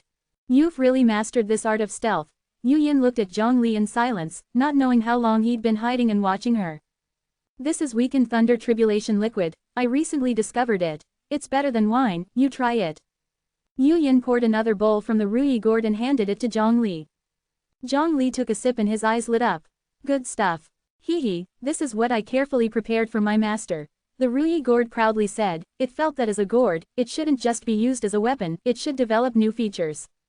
Thunder tribulation liquid is its achievement. The thunder tribulation ferments inside the gourd, accumulating into a liquid, and then through shaking, it continually weakens the power of the thunder tribulation liquid, thus achieving a level that a transcendence tribulation stage cultivator can take. Only a cultivator at the transcendence tribulation stage and above can take this. If a cultivator at the body integration realm drinks a bowl, he'll definitely have to drink another bowl of Mengpo soup. Otherwise, the underworld won't allow them to be reincarnated. It's truly a case of one bowl offered and one bowl given. Master, why use a bowl? Just drink directly from me. The ruyi gourd excitedly revealed its real intentions. Yu Yin thought about how she usually either kicks or steps on the ruyi gourd, and decisively refused. Can we go to the other world now? Of course. Zhang Li told Yu Yin to go to the Imperial Palace first while he went to Mount Sumeru to borrow the Brahma Heaven Tower. Are these the locals you were talking about? Bai Hongtu had been waiting in the Imperial Palace for a long time and had already heard about the situation from Ji and General Liu. Master Bai, Your Majesty, greetings. With 3 of the 5 Transcendence Tribulation stage people surrounding him, Ab was very tense. A native from a few hundred years ago, just perfect to take this little fellow on a trip. Will you go or not? Zhang Li asked Ji. I'm busy cultivating, won't go. Ji was determined to practice diligently in order to give Zhang Li a thorough beating. Of course, he didn't mean beating the present Zhang Li, but the past one. Ji estimated that once he cultivated to the peak of the body integration stage or the transcendence tribulation stage, he could go back through the river of time to 500 years ago and teach Zhang Li a lesson. The system recorded the coordinates of the ring universe. The Brahma Heaven Tower built a temporary passage based on the coordinates, and the 4 of them stepped through the passage and arrived in the ring universe. It turns out this is a world where everyone is a martial artist, and they all have the standards of being at the peak perfection of the 2nd layer of Qi cultivation, half a step into the 3rd layer of Qi cultivation. This is terrifying. Bai Hongtu was astonished. He scanned with his divine sense and found that the physique of the people here was astonishing, and they were very strong even without cultivating. Of course, it was still lagging behind Jojo, where everyone is at the 3rd stage of Qi cultivation. The practitioner's dedication of the people here is admirable, choosing to tread the path of martial arts even if it means living only until 40. This was what surprised Bai Hongtu the most. The path of cultivation can make you stronger and extend your life, it's practically perfect. Most people choose to cultivate precisely because it allows them to live longer, becoming stronger is just a bonus. But the people here are different, they chose martial arts over a lifespan of 140 years. Instead, they use lifespan-burning martial arts secrets to gain the chance to enter the martial path. These are a group of people who yearn for cultivation. Bai Hongtu admires them. Yu Yin rolled her eyes, she couldn't tell if Bai Hongtu was being serious or sarcastic. How is that possible? Martial arts can prolong life, how can it only last until 40? Ab exclaimed. Zhang Li couldn't face the word, prolong life, anymore. Then how long can it last? 50 years old. A martial artist can live at least up to 80 years old. Chapter 175 to 174, The Hidden History. Chapter 175, Chapter 174, The Hidden History. Even those who have just become post-heaven martial artists can live to be 80. Abood is confident, this is mainly because most martial artists have internal injuries. If they balance their martial arts with leisure, and avoid injuries in fights, they can even live beyond 120. If they are grandmasters, the peak of existence at humans realm, they can live even longer. Unlike the situation in JoJo, the martial artists in the ring universe often fight life and death. Added to the fact that martial arts are not widely disseminated, most martial artists have faults in their training methods, resulting in them suffering from hidden injuries or other ailments as they age. Even so, this is far better than currently considered a ripe old age of 45. A peaceful life, living to 120, indicates that this world's martial arts have merits, allowing people to cleanse of the acquired impurities and approach the body state of a pre-born infant. There's a restaurant here, let's eat as we speak, I'll pay. Bai Hongtu is a person who would not mistreat himself. To explore other worlds, one must start from the culinary culture. Do you have money? Kidding me, if I don't have money how can I not conjure it? Bai Hongtu picks up a stone from the roadside, lightly taps it, and it transforms into a piece of gold. This is not an illusion technique but rather involves the material transformation skill of turning stone to gold. SEARH the novel FIR. ADAT. Of course, turning gold to stone is also possible. However, such a technique should not be passed on, otherwise, it could easily cause an economic imbalance. Bai Hongtu noticed that the people here also use gold and silver as currency. Not everyone in JoJo uses spirit stones as currency. Ordinary people usually use copper coins and gold and silver for transactions, buying daily essentials, and the most basic cultivation supplies, such as the low-cost elixirs launched by the Lingyao clan, which can be purchased with silver. Martial artists between Qi cultivation levels 4 to 6 use a combination of gold, silver, and spirit stones to buy better cultivation supplies. Only when they reach Qi cultivation level 7 do they begin to use spirit stones as the real circulating currency for transactions among martial artists. Upon entering the restaurant, the diners all turned their attention to this group. Specifically, they were focusing on Yu Yin. No matter where she is, people will always notice Yu Yin's extraordinary beauty and noble temperament. Let's see what we should order. The restaurant's menu is simply a wooden sign hanging on the wall. Abood scanned it and looked puzzled. He did not understand the language here. You just have to poke at people's sore points. Zhongli communicated privately with Bai Hongtu, carrying a tone of reproach. It was then that Bai Hongtu recalled. Back at the Imperial Palace, Gigi told him that this world had experienced regular changes and the language here was different from what Abood spoke. My mistake, my mistake. Bai Hongtu called the waiter over, handed him the gold piece and said in the new language of this world, I would like one of everything on the menu. Seeing the chunk of gold, the waiter's eyes lit up. Kind sir, please wait. Zhang Li's group all possessed divine sense and a large spiritual platform, making learning a new language easy. Abood, however, could only learn bit by bit. I apologize. Bai Hongtu tapped on Abood's forehead. Abood instantly felt lighter, and his six senses were awakened. He saw every motion around him with acute clarity, could make out the patterns on a wooden post 10 meters away.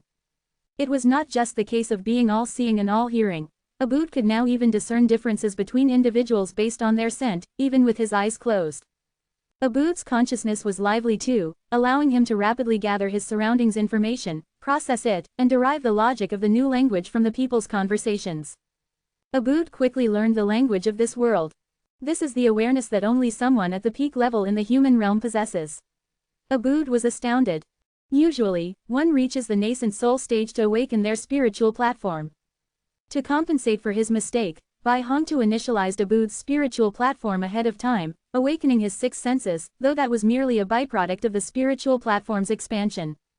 Now that everyone is a martial artist, tell us about how you cultivate your martial arts, Zhongli said, curious to know how much it differed from Abood's era. Back in our time, learning martial arts was a very serious matter. It emphasized mindset first and foremost. Before practicing martial arts, we must first cultivate our hearts, otherwise it's easy to succumb to demonic possession, bringing harm to humanity. Even my father, who was at the peak level in humans' realm, made me suffer hardships before teaching me anything, allowing me to understand that there are no shortcuts in martial arts and that patience is key. Moreover, practicing martial arts consumes a lot. Strengthening one's physique requires not only constant exercise but also medicinal baths to enhance the effects of the exercise. Martial artists also have lofty demands for food. Beginners eat as much as 5 ordinary people, and in the later stages, they need to consume a lot of meat. Most families cannot bear the cost, hence the saying, the wealthy practice martial arts, the poor study literature. It's not that we don't want to disseminate martial arts, but there are truly not many people who could afford it. This world's productivity was underdeveloped, famines were common. After paying their taxes in grain, people barely got through a year. Under such circumstances, practicing martial arts was an impossible prospect. The cultivation techniques issued by the 12 heavenly kings did not have this issue. They indeed didn't require medicinal baths or food, directly exchanging lifespan for martial arts cultivation. So your martial artists don't have the impulse to kill? Absolutely not. Abood denied instantly. What does practicing martial arts have to do with killing? So, do martial artists refrain from voluntarily participating in wars? They wouldn't. Heroes shall execute with chivalrous intent. Martial artists shall forbid with might. The Martial Arts Alliance has a rule: martial artists are not to participate in wars. My father is the Martial Arts Alliance hierarch, so I am most clear about this. Participation in wars only happens in two situations. Either it is an aggressive war, which is not just and will lead to much suffering to the people, or the emperor is foolish and incompetent, leading the Martial Arts Alliance to overthrow the emperor. What Abood said greatly differed from what Tutor Meng had recounted. It appears that the 12 heavenly kings have thoroughly rewritten history. They firstly issued martial arts manuals that burned lifespan, shortening people's lifespan to increase the frequency of societal replacement. Then they changed the language, eliminating the possibility of seeking the true history. Finally, they compiled a new history, constructing their image of justice, making people forget the past. The people could only live up to 2 or 3 decades and could live up to 45 years only after practicing martial arts. This statement in JoJo would be seen as absurd. No one would believe it. But Tutor Meng, a scholar, believed it, which shows that people in this world firmly believe it. They didn't know the original history or ordinary people's natural lifespan. Whatever the 12 heavenly kings said, they believed. Now everyone practices martial arts and there is no ordinary person. There's no one who could live past 45. Outer Realm heavenly demons used a similar strategy in JoJo, claiming things like, heavenly demons are justice, don't resist, which not many people believed in. It didn't influence much. After the JoJo assembly, all the major powers took action to eliminate the hidden dangers left by the heavenly demons. And no more disruptive events would occur. Zhang Li assumes that the 12 heavenly kings should not be Outer Realm heavenly demons, but they must have a connection with the Outer Realm heavenly demons. He still remember the system task's description. An unwelcome guest has arrived in the Ring Universe world, who has dispatched the 12 heavenly kings. The 12 heavenly kings have appeared, so where is that unwelcome guest? Could it be an Outer Realm heavenly demon? Zhang Li believes it is. After venturing into other worlds, Zhang Li gradually deduced the Outer Realm heavenly demon's intentions. It wanted to destroy the world, yet didn't intend to do it directly, as if fearing something. In the JoJo world, one heavenly demon after another drained JoJo's foundations, changing from over 20 Transcendence Tribulation stage beings 9,000 years ago to only 5 now. If it was not for Zhang Li, it would be hard to tell how much longer JoJo could hold out. In the Mingjiang world, it turned spirit beasts into fierce beasts, encroaching on human territory. In the zombie world, it spread the zombie virus. It was nearing success. Apart from Luo Ying's planet, all was devastated. And in this Ring Universe world, if the 12 heavenly kings were truly dispatched by the Outer Realm heavenly demon, then after the heavenly kings complete the alteration of history, they would certainly have a follow-up plan. A plan to destroy the world. Chapter 176 to 175, Seeing a Ghost. Chapter 176. Chapter 175, Seeing a Ghost. Waiter, can you tell me where the Tianwang are now? We're eager to meet them, Zhang Li asked the waiter directly. The waiter was flabbergasted. Who did this customer think he was, dreaming of meeting the Tianwang? He'd have better luck meeting him instead. My lord, you must be intoxicated. The Tianwang reside in the upper realm. How could mere mortals like us possibly meet them? Even when their representatives, the current celestial emperor, is in the mortal world, their meetings can only happen in dreams. And where is the upper realm? I don't know. After dismissing the waiter, Zhang Li shared his theory that the Tianwang might destroy the world with Bai Hongtu and Yu Yin, concluding with, within the range of my divine sense, I could not find the upper realm. It should be a place similar to a secret realm, hard to locate. In JoJo, the immortal realm was also referred to as the upper realm, yet Zhang Li didn't believe that the upper realm in JoJo's understanding was the same place here.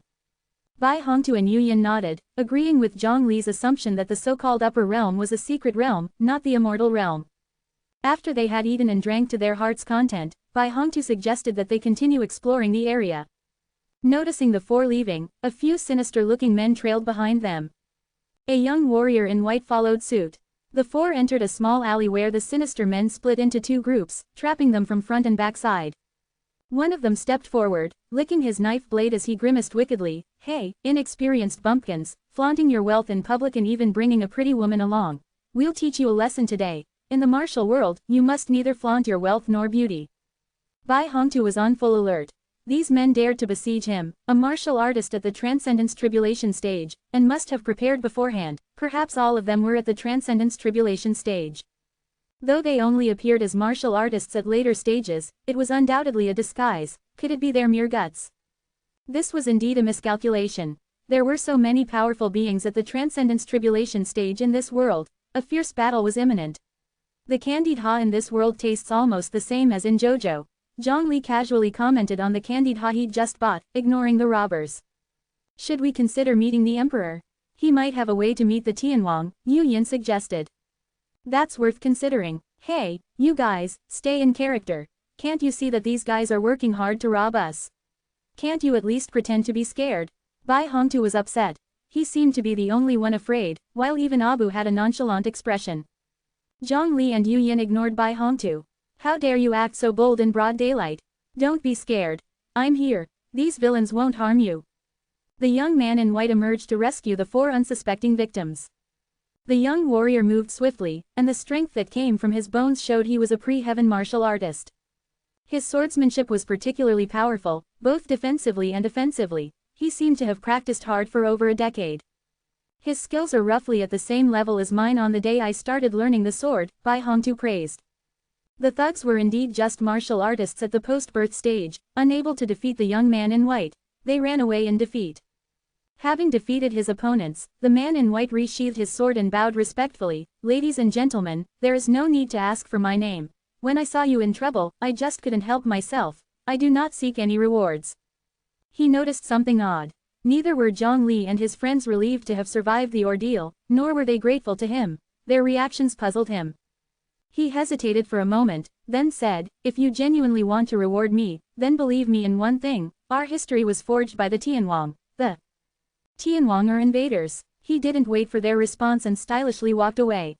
Suddenly Zhong Li asked, how much did you pay those men? Caught off guard, the man in white replied, 2 taels of silver. That's quite a lot of money. Zhong Li clicked his tongue. 2 taels of silver could buy a lot of candied ha. Zhong Li could tell right away that they were just acting. Their actions were too exaggerated. This young guy in white didn't exert any force at all, but the thugs fell one by one, and then fled in panic. The young man in white felt extremely embarrassed. He had been caught red-handed in the act. Could it be any more embarrassing? He did not leave. Instead, he sincerely said to Zhong Li and his friends, my rescue act was a ruse, but what I said is true. The Tianwang really are invaders. Our history is fabricated. I believe you. Maybe you won't wait. You believe me. The young man in white was pleasantly surprised. He had always been committed to making people understand that their history was false. But no one believed him when he said it outright. If he announced it in public, he'd be arrested by the authorities. So he staged this act, portraying himself as a just and righteous young hero, and then told the people he rescued that their history was fabricated. However, it yielded little results. No one believed him. Not only do we know that your history is false, we also know that martial artists used to live up to 80 years old, Zhong Li smiled. How did you find out? The young man in white knew about this because of his family origins. Could these people belong to those secret hereditary families that had been secretly existing for hundreds of years? The Tianwang altered history and naturally targeted those hereditary family clans, all of which were destroyed by the Tianwang over 300 years ago. The current hereditary family clans only have a history of 300 years.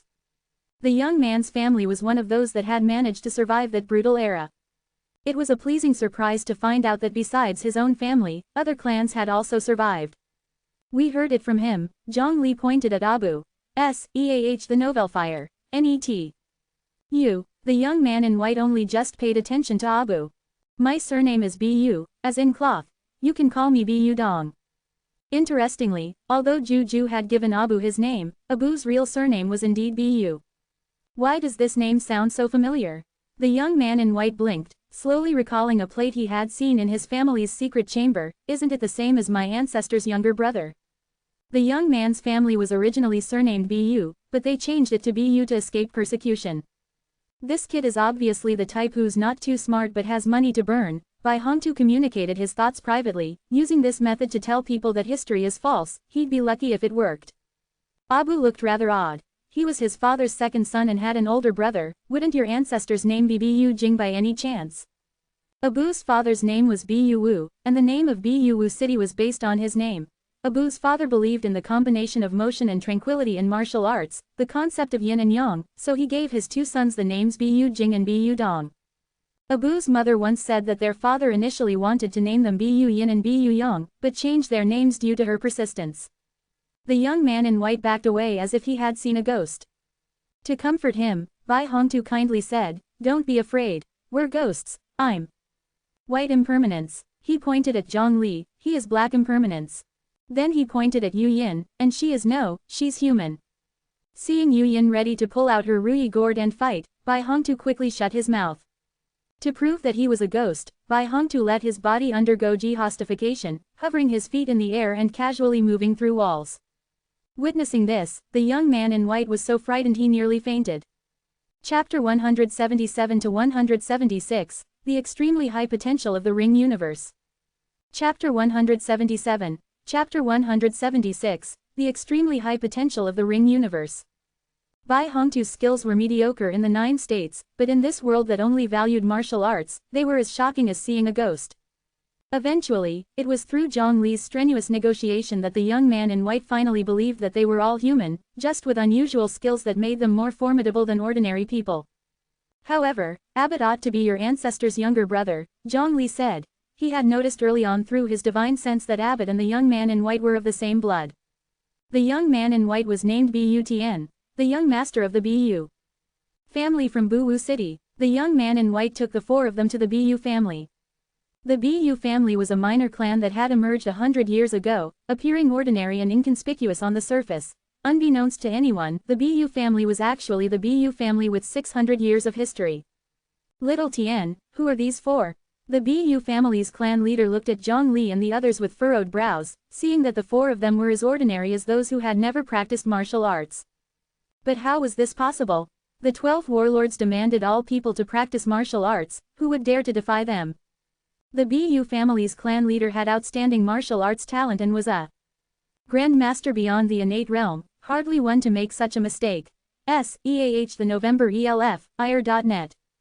Either these 4 were extraordinary beyond comparison, or they were indeed ordinary people. Either possibility was unthinkable. Abbott was indeed an ordinary person, who had been greatly injured by the 12 warlords' residual forces 300 years ago, causing him to lose all his martial arts abilities. He had been frozen in the 9 states for 500 years, and after being healed by a teacher from the academy, he had yet to practice martial or immortal path before being brought back here by Zhang Li. "Father, this is the kin brother of our ancestor, Bu Dong. I want to take him to meet our ancestor. Our ancestor would be thrilled to hear about this." Nonsense. The Bu family's clan leader roared in fury. Was this possible? Even if Bu Dong were still alive, he would be over 300 years old now. And here was a mere 15 or 16-year-old boy, claiming to be their ancestor's brother. Only a fool would believe such a story. Their ancestor was still alive. This was the Bu family's biggest secret. How could they let these people know about it? If these people revealed this information, the court would immediately send people to exterminate the Bu family, and they would face destruction the very next day. You're driving me to my grave. Zhang Li covered the Bu family with his divine sense, easily finding Bu Jing in the secret chamber. Surprisingly, he was still alive. Clan leader Bu, we're from another world, here to save you. Abbott is alive because he was frozen for hundreds of years and was recently discovered by our people. If you don't believe us, why don't we take a trip to the sky to demonstrate our abilities? Before the Bu family's clan leader could react, Zhang Li grabbed his shoulder, bringing him to the Earth's atmosphere, and gave him a bird's-eye view of the continent. The Ring Universe is a continent world. In the thin atmosphere, the clan leader struggled to breathe, feeling extremely uncomfortable. "Forgot, you guys still need to breathe," Zhang Li said apologetically. He put a shield around the clan leader, collecting nearby air, making the clan leader feel somewhat better. Flying, how could a person fly? This is against martial arts. Once he returned to the ground, the stunned clan leader Bu believed about 80% of what Zhang Li had said and decided to take them to meet their ancestor. He had no choice but to believe. The opponent's strength was definitely superior to his own, and possibly even stronger than their ancestor. That someone so powerful would explain things calmly and equanimously was a stroke of good luck. If he continued to rashly reject, he didn't dare to imagine what would happen if the other party got angry. Bu Tian was also flabbergasted. He knew these people had some skills, but he never expected them to be capable of flight. The door to the secret room turned, revealing a vast underground space. At the end of the room, an old man with a rugged figure stood with his back to everyone. Before him was a mountain of plaques. The plaque at the top read, "Ancestor of the Bu family, Bu Wu, Huang Ya." The second row had 2 plaques, which were written, "The deceased, Bu Jing. Younger brother, Bu Dong. Why so? The voice full of old age and vicissitudes asked. Upon hearing the familiar yet foreign voice, Abu, lips quivered uncontrollably as he started crying. Brother, quote, Abu blurted out, using the original language of the Ring universe. The elder shuddered, turning his head blankly, his eyes empty as he was clearly blind. Despite his blindness, this voice, calling him brother, had echoed in his head for 300 years, he wouldn't mishear it. Bu Dong, is it you? Unbelieving, the elder spoke. Recently, he was becoming increasingly mentally fuzzy, sleeping longer, and often dreamt of his father, mother, and younger brother calling out his name in his dreams. Each time he awoke, he was left with tear-streaked eyes. Abu stumbled and rushed over, throwing himself onto the elder while sobbing uncontrollably. Brother, it's me, Bu Dong. Touching Abu's face, the elder revealed his remaining teeth, insisting, it's Bu Dong, it's Bu Dong. Brother, your eyes. Abu noticed the elder's lifeless eyes couldn't see anything at all, only identifying him through his voice and touch. Failed the breakthrough to the pinnacle of humanity. I'm lucky to be alive, going blind was the best outcome. Make way. Zhongli covered the elder's eyes, then removed his hand. The elder acted defensively, but it was futile against Zhongli. He realized the world was no longer drowned in darkness, gradually regaining color. He could clearly see his crying younger brother, Zhongli, who cured his eyes, and Bai Hongtu and Yu Yin standing by. Immortal. Are you an immortal? The elder recalled the family legend, where an immortal once showed favor to the Bu family by leaving a realm-breaking talisman. I'm not an immortal, just a regular cultivator from the Mahayana realm. The clan leader Bu and Bu Tian watched the scene, stunned. Just a touch from Zhongli cured the elder's eyes. This was truly an immortal's method. The elder didn't know what the Mahayana realm was, but before he could ask, he heard Abu ask him. Elder brother, have you preserved your life until now by becoming a pinnacle of humanity? A pinnacle of humanity could live for more than 300 years. The elder nodded gently, a tinge of sorrow audible in his tone. After father gave you the talisman to break the realm, knowing he would be failed to defeat the 12 kings, he transferred all his power to me. He forcefully funnels me to the peak of humanity before hiding me, recording me from the pursuit of the 12 kings. At that time, there were only 10 at the peak of humanity. After the kings killed our father and counted the number of lives, they confirmed all 10 were dead and then relaxed a little. I therefore survived. But the 12 kings remained. Unable to show myself as they dramatically altered history and language, I had no choice but to hide. I ordered our descendants to stay low, not to reveal themselves as members of the Bu family. I am a coward. The elder cursed himself. I knew that the only way to defeat the 12 kings was to break through the pinnacle of humanity to reach a higher level, but unfortunately, even our father who was a gifted genius failed. How could I possibly succeed? Now that my days are limited, seeing my younger brother is enough. I can die with my eyes closed. The martial arts way of this world really have some merits. After seeing the elder, Zhongli truly appreciated the upper-class power of the Ring universe and understood their martial arts.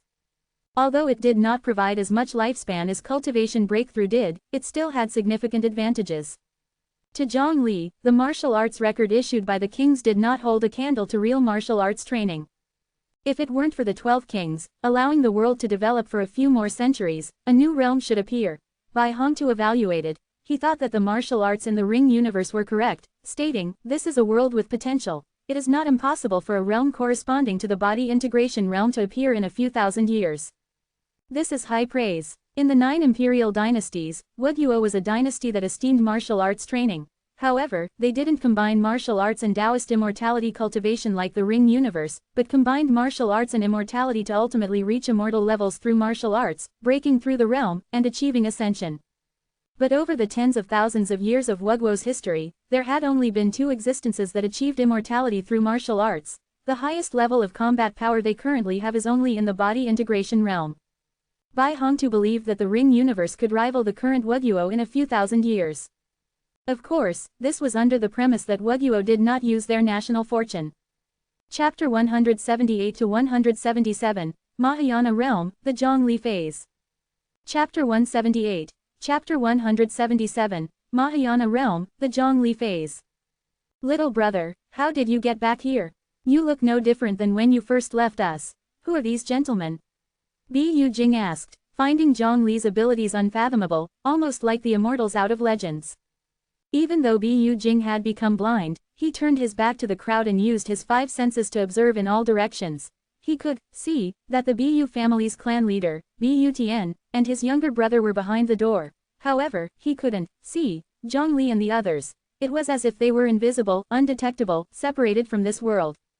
However, he couldn't see Zhongli and the others. It was as if they were invisible, undetectable, separated from this world. Now that his eyes had been healed by Zhongli, he was surprised to discover three more people. The clan leader and Bu Tian had anticipated such a possibility. Still, upon seeing that Bu Jing was indeed their ancestor's younger brother, they couldn't help but feel the absurdity of the situation. They now had a teenage ancestral figure in their family. Because of Zhongli's mysterious origins, Bu Jing was very curious. Even though Zhongli and his companions continuously denied being immortals, in Bu Jing's eyes, they were as mystical as the immortals from the realm of JoJo. The boundary-breaking talisman brought me to the JoJo world. I was stuck in the far north and frozen for hundreds of years until recently when I was thought and brought here, Bu Jing explained. Let me introduce you. This is Zhongli, the human emperor of JoJo. He's the strongest in JoJo. This is Bai Hongtu, the sect master of the Dao sect, and Yu Yin, the empress of the Tianyuan Emperor dynasty. Both of them are at the Transcendence Tribulation stage. You probably don't understand the concept of the Transcendence Tribulation stage. The peak of humanity in our world is just equivalent to the nascent soul stage in JoJo. Then, there are the stages of divinity transformation, body integration, and Transcendence Tribulation, with Zhongren Emperor surpassing them all. Zhongli found this a bit odd, like he was being depicted as a realm in itself. Arch the November Fire. Net. I agree with what Bu is saying actually. Since you're the only one in the Mahayana realm, why don't we just name it after you? We could call it the Zhongli realm. Whenever people see you, they would point and marvel, look, that's Zhongli of the Zhongli realm. Bai Hongtu suggested, thinking his idea was great. Yu Yin's lips curved into a smirk but quickly returned to her usual cold expression. Then I suggest that whenever someone needs to be scolded for being too talkative, we call them Bai Hongtu. Retaliated Zhongli, maintaining a poker face. Let's bring this up in the next meeting of the JoJo assembly. Bai Hongtu immediately shut his mouth. Bu Jing slowly got to his feet, using his aged body to bow deeply towards the three people. Only after a long while did he slowly rise and say, "Thank you for bringing my little brother home and allowing me to see my family one last time before death." Zhongli had noticed earlier that Bu Jing was like a candle flickering in the wind, his life force almost extinguished. Having lived for more than 300 years, Bu Jing had long reached the limit of human lifespan. Moreover, his failure to break beyond that limit resulted in more than just blindness. With many hidden ailments and injuries plaguing his body, the pain and mental suffering have been consistently draining the old man's limited lifespan. He was at his limit. Knowing his end was near, Bu Jing closed his eyes contently, his expression peaceful. Ancestor. Seeing Bu Jing's state, clan leader Bu and Bu Tian quickly rushed to support him. The clan leader stretched out trembling fingers, placing them under Bu Tian's nose before speaking gravely, "Our ancestor has fallen asleep." Ancestor, how could you just what? He just fell asleep. Father, you're messing with us. Why are you so serious? Bu Tian sounded mournful. I thought our ancestor might never wake up, the clan leader awkwardly explained. His expression had already turned somber before realizing that their ancestor was merely asleep. He can still survive for another 6 months and 4 hours. Bai Hongtu added. Despite appearing frail and on the brink of death, Bai Hongtu believed that Bu Jing could still live for a bit longer than half a year. Estimating someone's remaining lifespan was not a difficult task for Bai Hongtu. Let him have a good rest, Zhongli suggested, knowing that Bu Jing's peaceful expression wasn't an onuslan or impending aeatn. Ratner na nna 11y unburdened himself and gone to sleep peacefully. Bu Jing returned to the dream he always had, but this time, his younger brother wasn't there. The river before him was shrouded in dense mist stretching to both ends, with no sight of the beginning or end. His parents were standing on the opposite bank, calling to him to come closer. He could not see his parents' faces clearly as the mist obscured them. In this dream, Bu Jing looked like a lively 20-year-old, brimming with energy. Despite only being a nascent martial artist, he felt even stronger than when he was at the peak in the human realm. Hearing his parents' call, Bu Jing moved to run towards them, his face lit up with a smile. In the past, Bu Jing could only step 1 foot into the river before finding himself unable to move further, unable to reach the opposite bank and hug his parents. But this time, Hwhenbu Jing reached the river bank, he stepped foot into the water and felt that he could cross. However, this time, he stopped. He retreated back to the bank. Little Yin, what's the matter? Why aren't you coming over? His father asked with curiosity. You usually couldn't come over even if you wanted to. Now that you can cross, why aren't you? Bu Jing responded with a smile of apology on his face. Father, mother, little brother has returned. The 12 kings haven't yet been defeated. Even if I were to die, it would be on the battlefield with them. If I were to die peacefully in my sleep and arrived in the underworld, the real father would surely be furious. A gust of wind blew by, clearing the dense mist from the river's surface, and with it, the figures of Butt's parents also disappeared. Bu Jing had never had a sleep as peaceful and restful as he did today. When he woke up, he felt invigorated, much like his spirited self in his dreams. If you're awake, come outside and bask in the sun, Zhongli suggested. Bu Jing had spent 100 years hidden away in a secret chamber, coming out only rarely and always in the middle of the night when everyone else was asleep. Very few people in the Bu family knew about him, and his existence could lead to a massive uproar if discovered. Regardless of his origins, his aged appearance alone would be enough to send word about him straight to the emperor.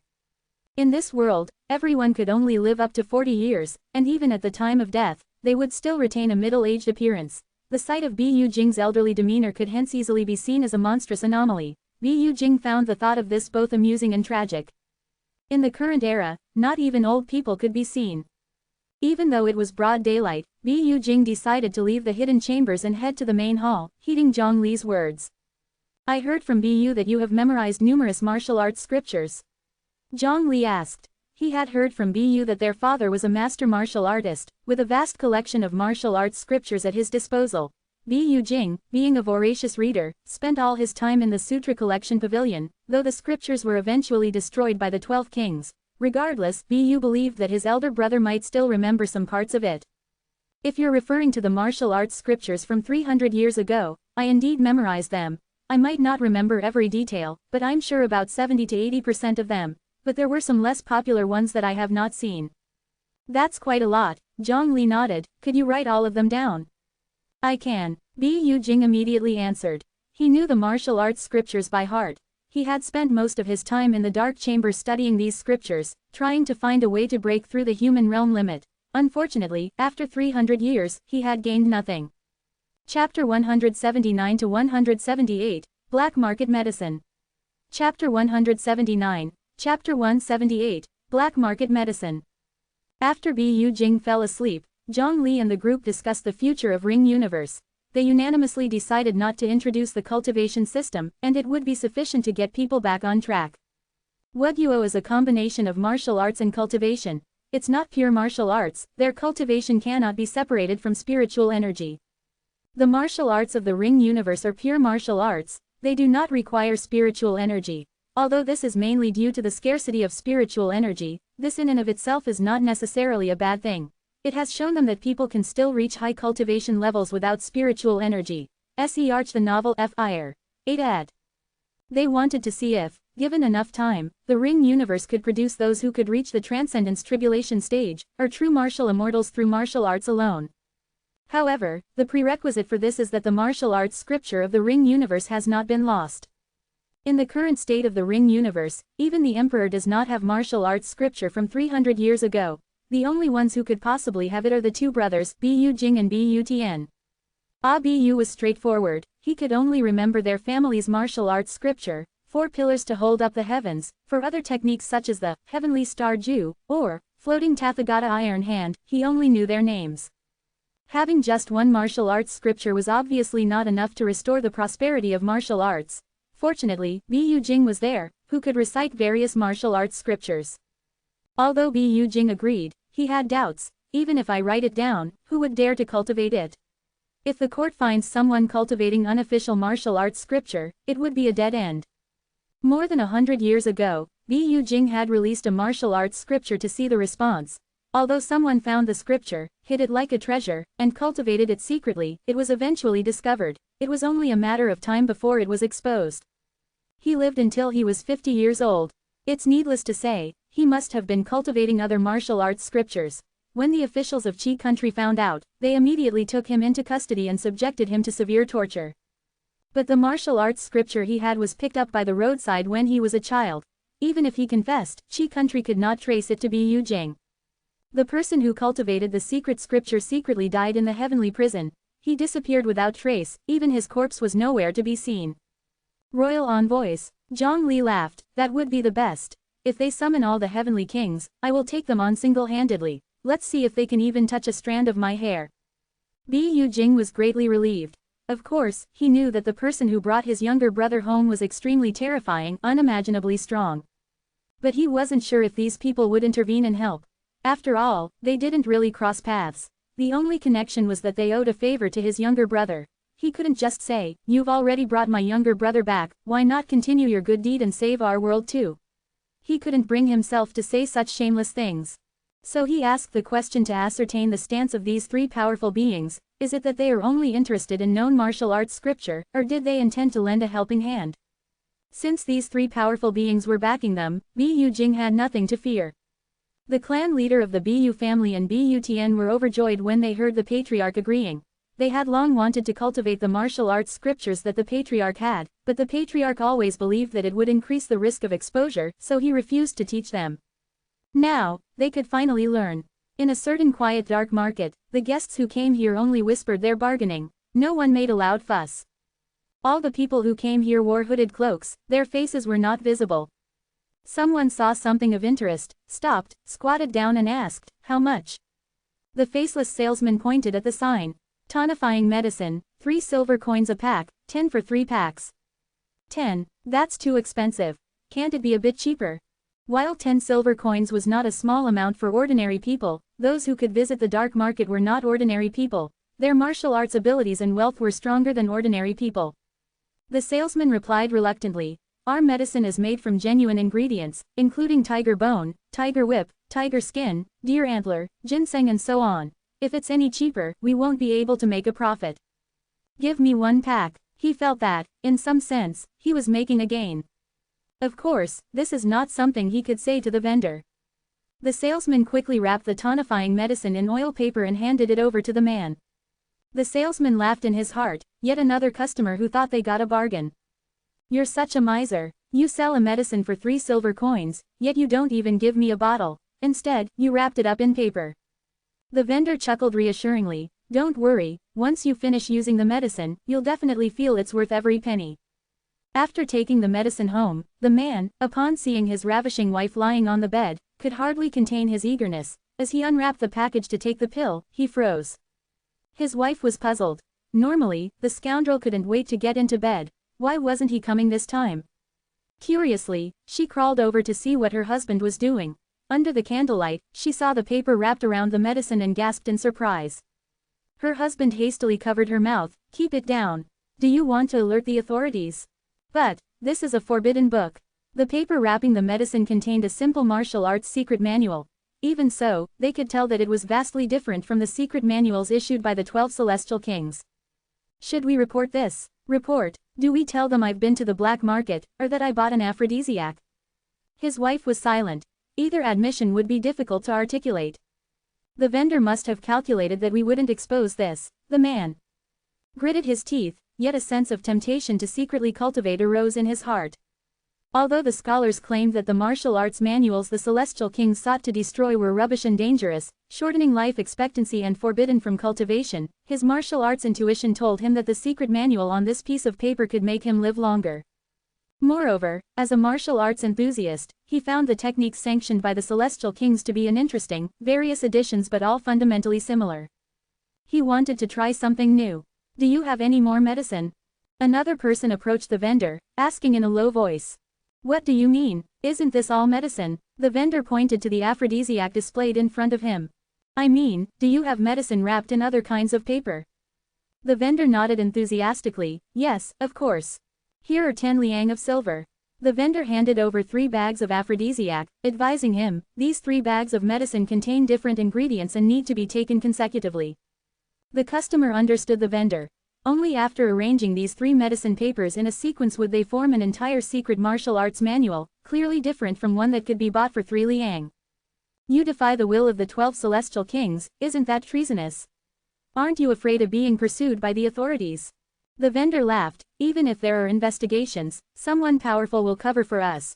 Besides, the decree of the celestial kings isn't absolute. To tell you the truth, my ancestor practiced the techniques from these manuals and lived for more than 300 years.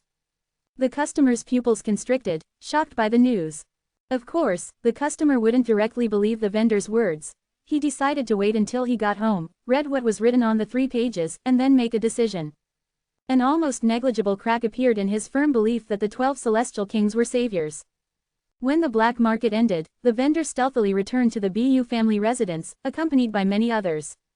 The vendor pulled back his hood. It was Butn.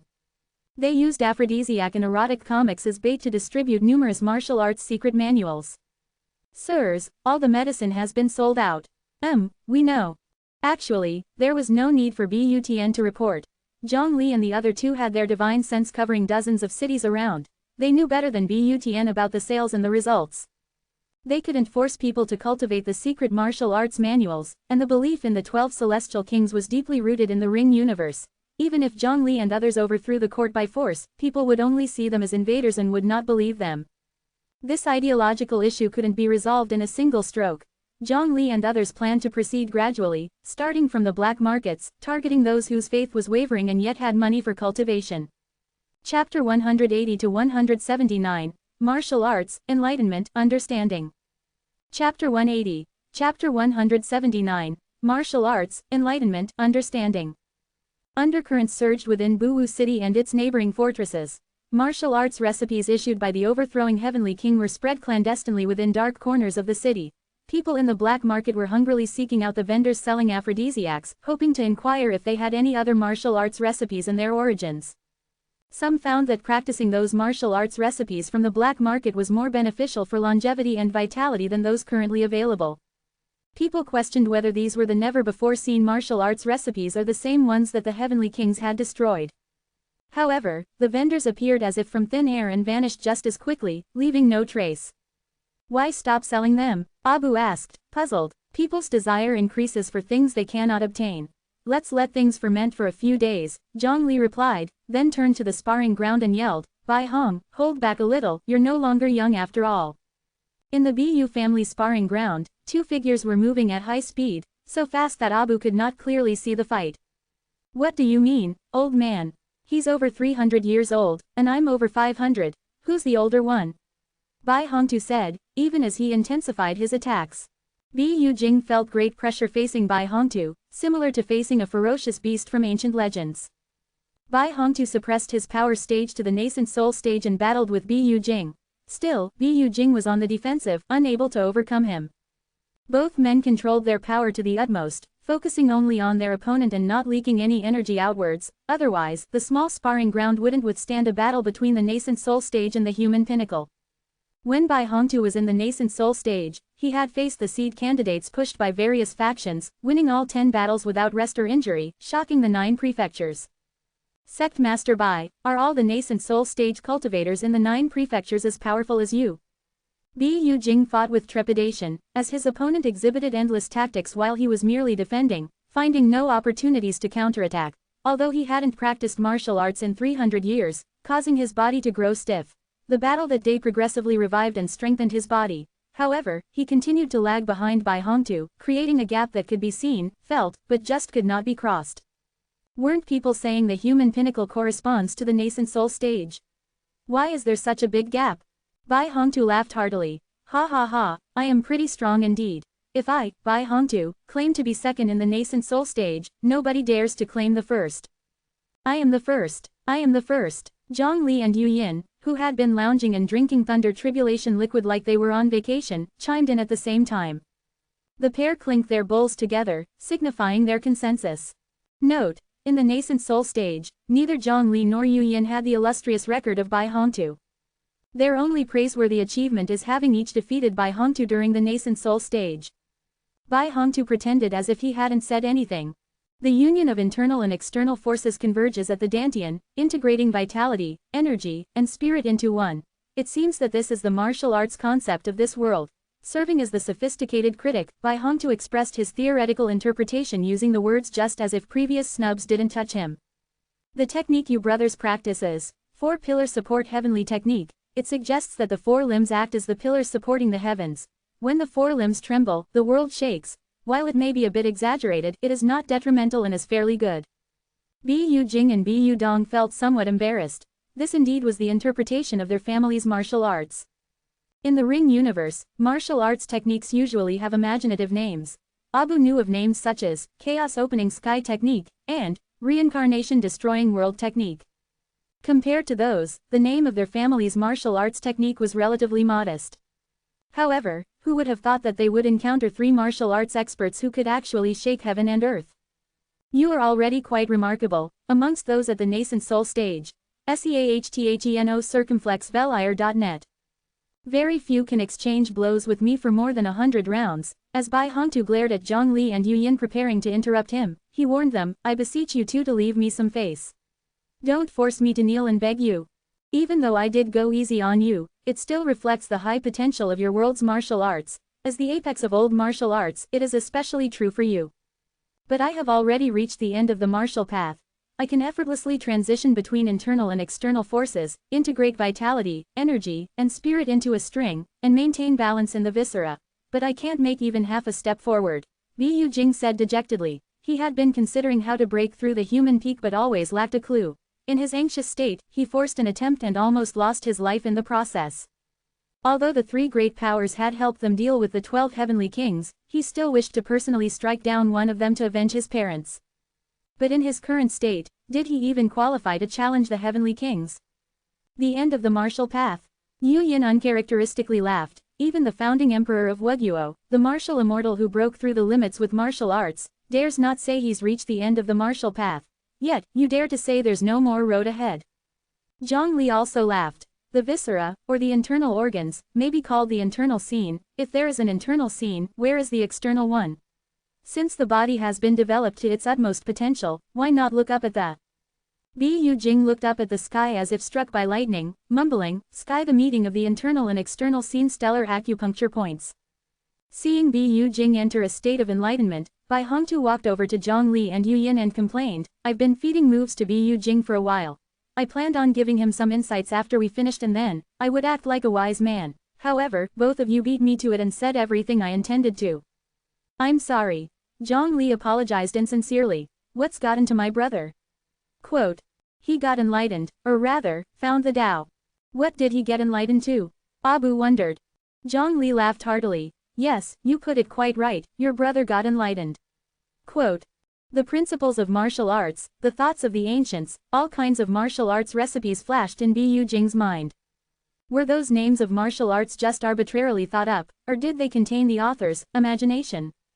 And also the strong practitioners in the 9 prefectures that Abu described. He realized that humans could also become this strong, that the stars were not unreachable, that plucking stars from the sky was within human capability. These thoughts were ruminated over and over in Bu Jing's mind. After a night passed, when the day broke and lit up the earth, all of Bu Jing's thoughts were connected. He cheered and jumped around like a child, having figured out what the next realm was and having reached a thorough understanding. He got some ink, paper, and wrote down all his thoughts and ideas from the night before. The old master was inspired to compose 7-word sentences, explaining the body and all the gods. Above is the yellow court, below is Guanyuan, at the back is Yuk, in front is the gate of life. Each exotic and neatly rhymed scripture emerged on the rice paper. In just over 100 words, it held the key to bridging the gap between the human peak and the subsequent realm. Once the scripture was finished, he couldn't come up with a name for it easily, which complicated matters for Bu Jing. I was enlightened by the powerful beings and contemplated the starry sky. These 3 powerful beings did me an enormous favor, and the starry sky was my enlightenment teacher. I thought of placing them at the forefront, however. Skies does not rhyme. The skies are equivalent to upper purity, and the Dantian is the core of the internal scene, which can be called the yellow court. Beyond the human pinnacle lies the realm of the external scene. This scripture serves as a bridge to connect before and after, above and below. How about we call it the upper purity yellow court external scene scripture? Yes, let's call it the upper purity yellow court external scene scripture. Bu Jing laughed heartily.